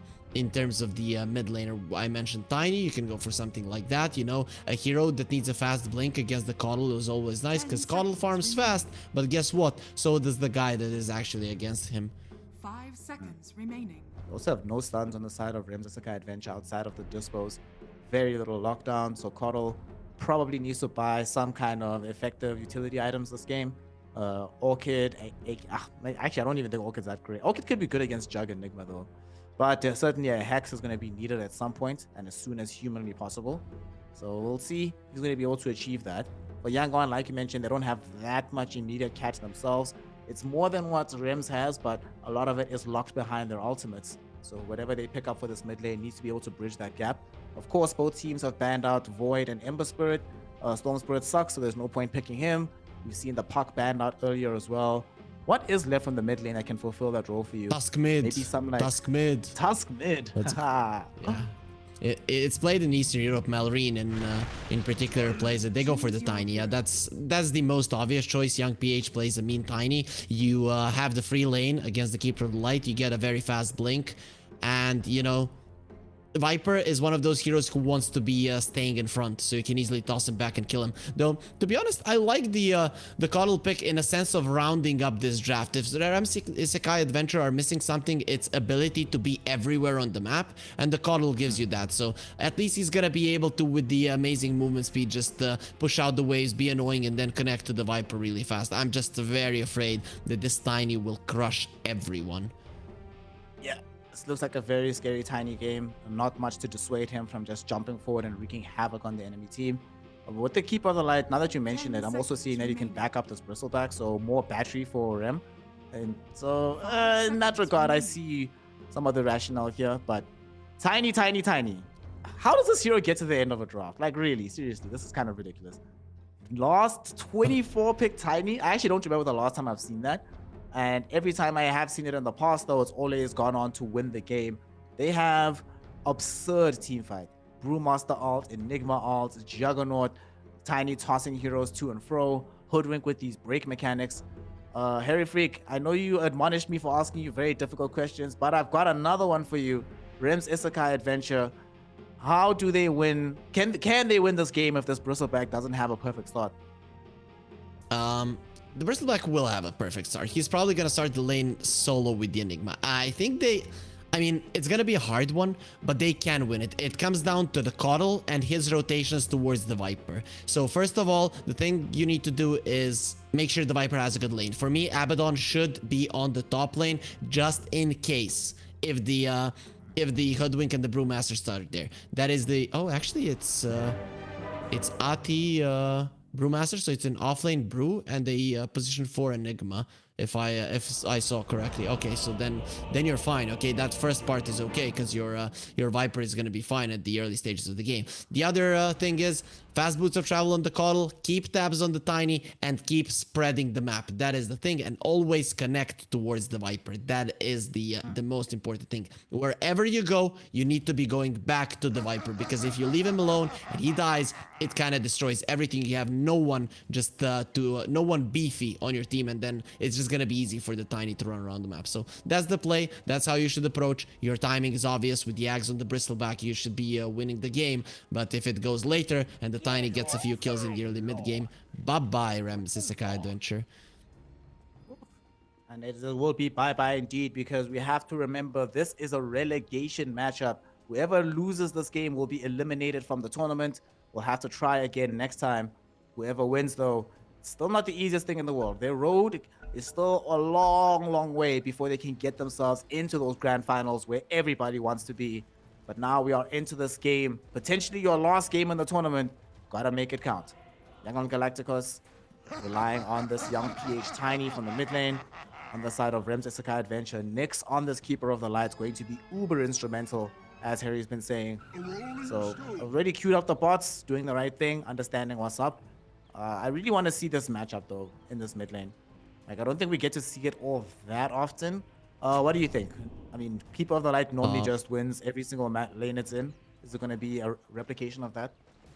It's Dire, Keeper of the Light. He gets a 7-minute boots of travel, maybe 7:15. The Tiny has free farm as well, like every hero against the Coddle, and he gets a very early blink dagger somewhere around 9-10 minutes. That is probably gonna be the case if he skips the power treads, but I think he won't, so maybe 11-minute blink. So both of the guys will have free farm, but yeah, I guess you could say that Keeper of the Light is gonna have slightly more in terms of farm at like 7-8 minutes into the game. Koto. Just doing his thing. I wonder if this might be a small engagement here. Observer Ward scouts out both AT and Rain. They get zoned away from this high ground. It's going to be a bounty rune picked up here by RIA, but they might actually be muscled out in the river bounty. But no, still going to be 2-2. Everything's fine and decent enough start for everyone. And it's not going to be this Abaddon is going to go into the top lane with the Bristleback as expected. The Viper going to just go with the Mossy. So because of how things have changed with this laning setup, they're not as afraid of what this Viper's fortunes will be like early on. This lane is very interesting to me though, the Hoodwink and the Brewmaster. Like at face value, it doesn't seem like it has that much kill threat, but it's surprisingly dangerous. So Hoxie especially needs to make sure that he's positioned well on this Abaddon, not to get caught out by this. Yeah, for sure. It is an annoying lane to play into, but the Abaddon is actually a pretty good hero to protect you from both the second spell of the Brewmaster and from the Bushwhack. You know, the thing is, Hoodwink harasses you. She's so annoying, and then you connect with the Cinder Brew, with the Bushwhack, and you can die. But I guess that's where the Abaddon comes in, and we can already see that we are gonna be pushing in the lane quite heavily. So they're the ones that will hit level 2 first. We're also seeing the Quill Sprays bug, which from every time I've seen this, it usually affects Brewmaster more often than other heroes for some reason. Kind of hilarious. Down bottom, they did decide to play this Enigma as a support this game. So we're going to be backing up Kush on this Juggernaut. Just trying to farm here, because, and I say trying because, man, this is an annoying lane. Viper Mossy. This was their opener. You said it in the draft itself. You hope this is going to be their heads up off lane, and indeed that is the case for the Rim's Isekai. And this is this kind of lane, provided you can get to level 3, it just gets so much better. And thankfully, they do manage to avoid dying. They try to make sure that they go for the early kill onto the Viper. If they got that, suddenly this lane's super hard to play. But because they don't, Viper might actually have a game of Dota. This is actually quite cool that you're playing the Enigma. Just a second top lane. They get the first kill onto this Abaddon. That was the one target we were worried about a little bit earlier. Can protect the Bristleback, but might not be able to protect himself. And the strength of that Horank Brewmaster lane comes in clutch. And they manage to get the first blood onto the Abaddon. All right, that's pretty good. Who got the gold for that one? Oh, even better that we give this gold towards the Brewmaster, baby. Life is good. Yeah, and especially with the Hoodwink, with a hero that relies so much on its level 6, you want there to be a lot of kills in the lane. Even if it's you dying sometimes and then the enemy's dying, if you're getting that extra experience from kills, you'll be happy. I have to say, this bottom lane Enigma, it's genius, because Viper doesn't deal well with units. Same can be true for the Marcy as well. And the Viper hates physical damage as well, which the Enigma has a lot of. So you can see that the Jugger is having a really good time. Obviously, his life isn't going to be threatened by the Viper. And then once the Enigma hits level 3, this Viper is actually going to be the one in trouble. So with just 2 heroes, Yangon have dealt with the Viper already. Especially given that Marcy can just get herself out of trouble with the rebound and just leave Viper to the Wolves.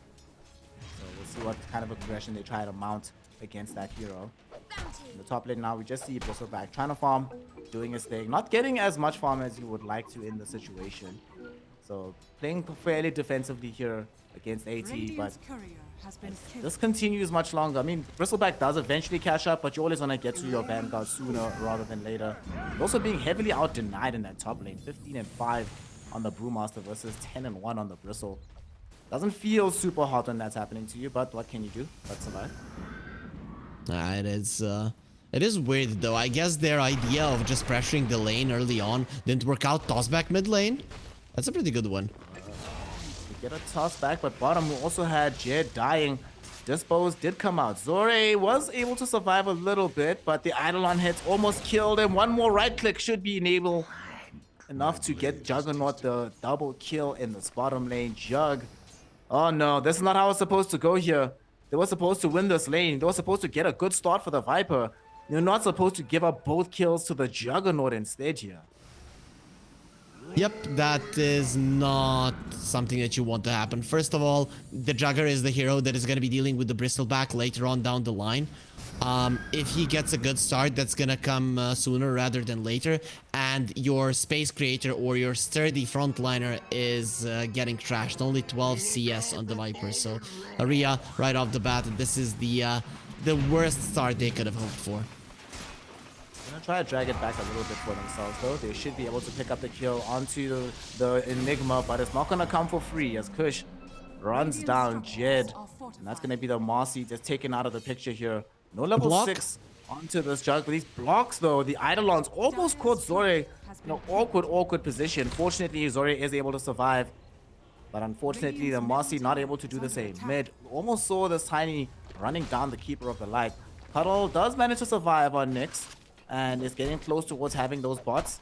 What did you say? 7/715, right? So needs to make sure he's able to hit that timing. And you were mentioning it earlier about how much he needs to help out this Viper. I think that help needs to come sooner rather than later, the way this game is going right now.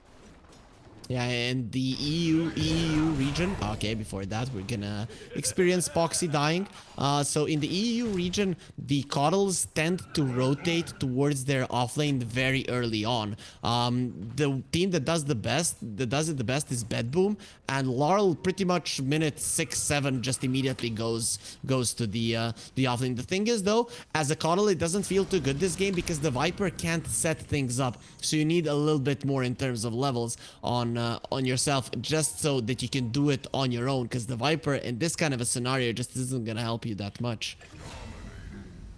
Speaking of the Viper, Kush able to get yet another kill down bottom onto said Viper.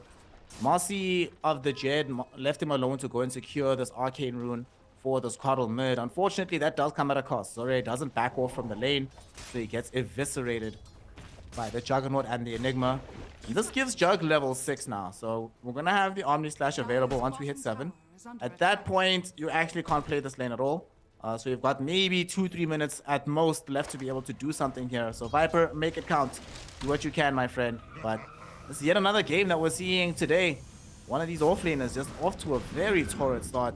Mid lane though. Bristle top? Oh, top rather. Oh my god, they actually got the Bristleback kill. So this is a different tale of the offlane. Young and Galactica shutting down the RIH offlane and enabling their own one. Killing the biggest hero on the map and creating some free farm space for the AT Brewmaster. Oh man, this is so bad that if I was Rhea, now when I get the bots on the Coddle, I wouldn't even want to go towards the Viper because you can't do anything there. I'd rather go towards the top lane because there you can actually have some, you can do something. You can at least force out the Brewmaster ulti, and it's all about running around the map for the Coddle for sure. This is just not looking good right now. Look worse, my friend, because bottom lane, Jed is in a lot of danger here. Push, trying to spin him down, and there's the GG slash. It does come out. Unfortunate bounce back towards the creeps. Will be able to save the life of the Viper. But nonetheless, the kill that they have attained for themselves further and further accelerates the Juggernaut's timing. This game looks like he's going to be going for the Maelstrom build here. Even with all of these kills, not going to get greedy. Gonna understand that he wants to hit fast timings and fight with his squad. Doesn't want to just shy away and farm the jungle for half the game. Midas. You get the Midas so you don't have to farm the jungle because every 2 minutes you do get a free creep and a lot of gold. But meanwhile, mid lane, there's gonna be a Marcy in trouble and not much that they can do to help the little girl in the woods. Well, young PH was building directly into the power treads, but things have been going so well for him on the map that he's deciding instead to just go straight in for the earlier Blink Dagger. I mean, so far not really being punished for anything that they're doing, so feel free to do what you want, young PH, and at that point, life becomes even more difficult than it already is. Things are sucking, and it might actually suck even more because they found this Bristleback, the first Brewmaster split committed in the game. Rain has a double damage rune. And Hoodwink is one of these heroes that it's very, very, very, very, very surprising often just how much damage can come out of the little squirrel. And she demonstrates that by assisting with the kill onto Rem, grabbing the gold Viper for dead it. again. At the same time, yeah, Viper's gone. He might at least get the Enigma kill, but the spin will come out here from Kush, and that is a dead Oh, he's alive? Viper. Maybe not. Poxy showing up to render assistance, utilizing the Saphotic Shield. And do they have a TP cancel? No, they do not. Got silenced out, didn't have a way to spin out to safety, but Marcy wasn't able to close the gap. It's only the level 2 rebound. So it was still on cooldown, can't get there in time, and can't assist in killing the Viper, or killing the Juggernaut. Radiant's bottom tower. The Enigma there made a mistake. He had the mana for the black hole and then he used the Malefice, so he didn't have it. Then it ended up him being dead, and in the end the Viper not dying as well. So I thought when I said the Viper is dead, I was like, okay, here's the black hole is coming. You are gone, my friend. And so a slight misplay there coming out from the Enigma does give finally something to Ramses Sakai Adventure, because they have been denied almost everything on this map so far. Something indeed. And mid lane, the black hole will come out onto Nyx instead, but yet again, Poxy showing up to render assistance. Now also getting some assistance from the Marcy. They will be able to keep him alive. And then he also turns around to just heads up kill the Enigma. Will be denied an Invis rune though. Will he die to the tree? Yes, he will. Quite a bit too greedy coming in for that one. So young PH will punish him in the end. I think the Enigma would have died anyway, even if he didn't come back, but ends up giving up his life for the trade. Still, though, I guess they defend the tier 1 tower, and that's a black hole use that, in the grand scheme of things, doesn't get them too much out of this mid lane. Young PH now has a blink, so these initiations are going to be much easier. It's not going to be the poor man's blink tiny airlines that the poor Enigma has to experience. You know, it's just going to be Tiny himself jumping in, and now the game becomes very, very hard for Rhea. You know, at the time where your Coddle should be running around the map threatening everyone, you're just going to have to be dealing with a Tiny who at this point he can burst down at least 3 heroes. Abaddon not level 6 yet, so even he's gonna be on that list for some time now. He's also going to start building into a raid pact to deny away some of this damage that Rhea has on the table. While he's doing that though, we do see the smoke up. Young PH wanting to reveal the Blink Dagger. They also just got level 6 as well on range, so they have Blink, Avalanche Toss, and Sharpshooter. Any target, even Bristleback, will die from this one. It looks like Bristleback is the one they want. AT at the same time, forcing back both Nyx and Poxy here in the jungle, but they'll find Nyx, try to come up onto the low ground, runs headlong into the smoke gang. Poxy about to die as well. Jed will try and buy some space and time with this one, just goes in the hoodwink, and that's actually going to create the opportunity for Poxy to survive. Okay, will Poxy actually get out of this though? What do you think? No, Young PH has a blink. He's crazy enough. This guy is crazy enough that he will blink in and toss him down. Fortunately, he doesn't even need to blink in because Poxy just walks forward, and Jed is also going to end up dying, trying to at least get a counter kill onto Rain. Bristleback, he comes of his own volition into this fight. What is happening here, mate? They will use the bushwhack onto him, buying time. Here comes the Viper Zore TP cancelled. TP cancelled out though.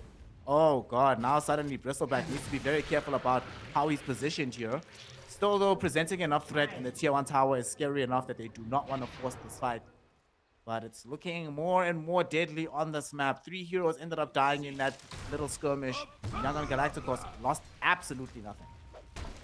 Yep, and they're the ones that were on your side of the map between the 2 towers here. And look at Young PH. He wants more blood. Like, no one can even come close to this tower. That is the message that he's sending to Rhea right now, and I think they're kind of understanding that it's very hard for them to come even close here. Viper is coming over with that hero; they can maybe attempt to do something. Make the plan happen onto Young PH, who did make the jump, but he jumped onto Poxy. Not a very favorable jump for himself. So, no way, does he just TP out in front of their faces? What? Yo, the disrespect from Young PH, getting away from their Rhea lineup, not allowing them to run him down. That came so close, but Young PH made the read. We were talking about it in the draft. They don't have any disables, so once he sees dispos, he knows he's 100% safe. Yeah, and Tiny just being one of the tankiest heroes in the game overall. You know, Rhea needs some time to do the damage, and here's the toss back on the Viper. And your tanky hero, that's your tanky hero. So let's see how the non-tanky ones actually fare. They're gonna fare just fine because they're all gonna run away, and that's the correct move here. Maybe not Jed though. It's a little bit close. This observer ward right next to Nyx has just been doing wonders for Young on Galacticos, and it's gonna do wonders yet again, giving them the angle onto the Marcy. She's gonna end up brought down. That was the opening 2 off lane. They were supposed to be the power lane for themselves, and yet these heroes have been dying over and over and over again. Now that they lose their lives, the tier 1 tower is gonna fall as well. Rhea's map presence is just shrinking by the second here, Harry Freak, and it's not over because Nyx, the super farmed Coddle, not even super farmed, just regular farmed at this point, will end himself in an Omni Slash. He's dead, he's gone, Poxy's gonna join him, and Poxy, it's 14 minutes into the game, we still don't have level 6 on this Abaddon. You know what the worst thing is? Once he gets level 6, there is a chance that he still dies. If he's not paying attention, he gets broken and doesn't use his ulti. He's still gonna be going down. You're up against the Tiny, so it's not like it's easy for you to respond.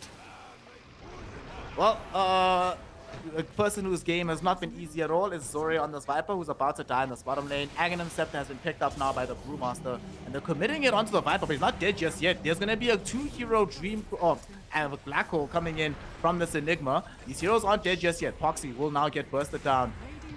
Enigma in trouble. Unleash does come in from the Smarcy, enabling them to kill at least the Enigma. They do kill Viper eventually, but this is one of these few fights that might work out well for the side of Rhea. Can Rems, Isekai Adventure bring down Young PH though? He is the big boy, and they're getting there. Dispos dragging him back, no escape for you. Solar Bind also preventing any walk away, and they kite him around, don't allow Nyx to get caught by the Avalanche combo, and they finally get the kill. They take a full team fight away from where the Juggernaut is, and they utilize their superior numbers here, Harry, to win the fight. Rhea are so far behind. They're so poor that they don't have a money for a volleyball, so I have to play it with a rock. That is so sad, you know. That is really sad. But they, in the end, they do bring him down. Those were some nice moves from them there. They didn't even take much damage themselves. The Bushwhack could have changed that one, but you could also see nice positioning, them just running around the Tiny. So overall, very nicely done. But it is just Yangon making the plays. The only time that you're making something happen is when your response is somewhat good enough, or it was an overextension from Yangon. I just don't see Rhea making any aggressive moves of their own, and I would just like to see them being behind this Viper, not only with the supports, but you need a core there as well. Spirit Vessel has now been picked up by Nyx, so this can have some degree of influence on these fights. Might decide to go and force something here. They're all moving towards the bottom lane. Bristleback getting caught out. There's multiple heroes around him. Midnight Pulse is out as well. Sharpshooter hit will be there, but here are the allies. Here is the assistance. They dispose and kill the Enigma. The question is, can they chase for more here? Rain already in the trees, scurrying away to safety. Ooh, that is very, very unfortunate. Scurry ends. The buff ends literally just as this Illuminate Blast is coming in. So they are aware of where he's at. The question is, will they be able to get the catch and kill him? But even if he does die, it's okay because you create space for Brewmaster to get away. Which is, it's whatever. It's fine. Look at the Jug's position. He took the tier 2 and he's in front of the enemy base. This is the thing. When all of your movements are responsive, it usually takes some time, and Yangon are the ones that are choosing when the fight does start. You know, the Jugger starts attacking the tower, bam, you jump at that point. So Rhea, they're like, are we going to defend the tower? Are we going to fight? Sure, you get the kill on the Enigma, but overall, the other part of the map is completely overtaken. This is going to mean the outpost. This is going to mean Roche is going to be open, and with the Juggernaut, you can get there. And imagine Rhea just running to the Roche pit into a black hole, into a split. You can't do it. You're just going to have to let the enemies get it, and you're a Bristleback lineup, so you'd rather have that one than not. Oh my god, Rain's actually going to survive this bottom. Okay, he doesn't. Gets disposed. But like you mentioned, this buys time for the Juggernaut. Put out some healthy damage onto the tower. Will he be able to get out of here? Of course he will. There's no cancels for Spin TP. And it's only Nyx that came back. They need more. If Kush had known that there's more, that nobody else came, he would have still maybe put in a couple of additional token hits, but he can afford to come back. Everything's fine for him. On the other side though, Rhea, they didn't vacate this area here, Harry. They stuck around a little bit. Almost got caught out because of it, but nobody on the side of Young and Galacticos wants to be the first one to make a jump into a lack of vision, so they will allow them to escape. If you're Rhea right now, you'd rather die on the bottom lane than on the top lane. You die on the top lane, that's Roche, that's possibly damage on your tier 3 tower. You understand just how dangerous it is. So I'm actually fine with them staying in the bottom lane a little bit longer, forcing out some TPs. Then Yangon need a long time to actually get to the Juggernaut. Fighting around the Juggernaut right now for Yangon would mean an overwhelming victory in a team fight. No matter what kind of initiation there is, you will win that fight. So Rhea, they're doing a good job at least not allowing Yangon to get that big fight and Roche in the big objective. Yangon's job though gets harder and harder as this game goes on, because eventually we are going to get into some of these bigger timings. Blink daggers, BKBs and the like will eventually emerge. Obviously it's going to be a Skadi for the Juggernaut. Well, once they get that Skadi, that's when this game looks damn near impossible. Skadi into the Bristleback Coddle Viper. Woof, that feels very good.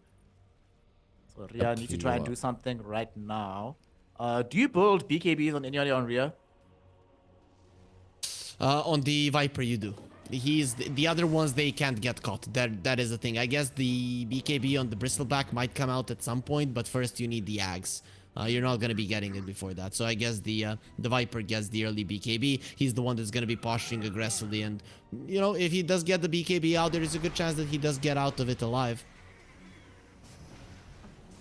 Do you remember game number 1 that we covered earlier today between LBZS and M11, where we saw the offlane Night Stalker going for Midas into Blink? Well, Young PA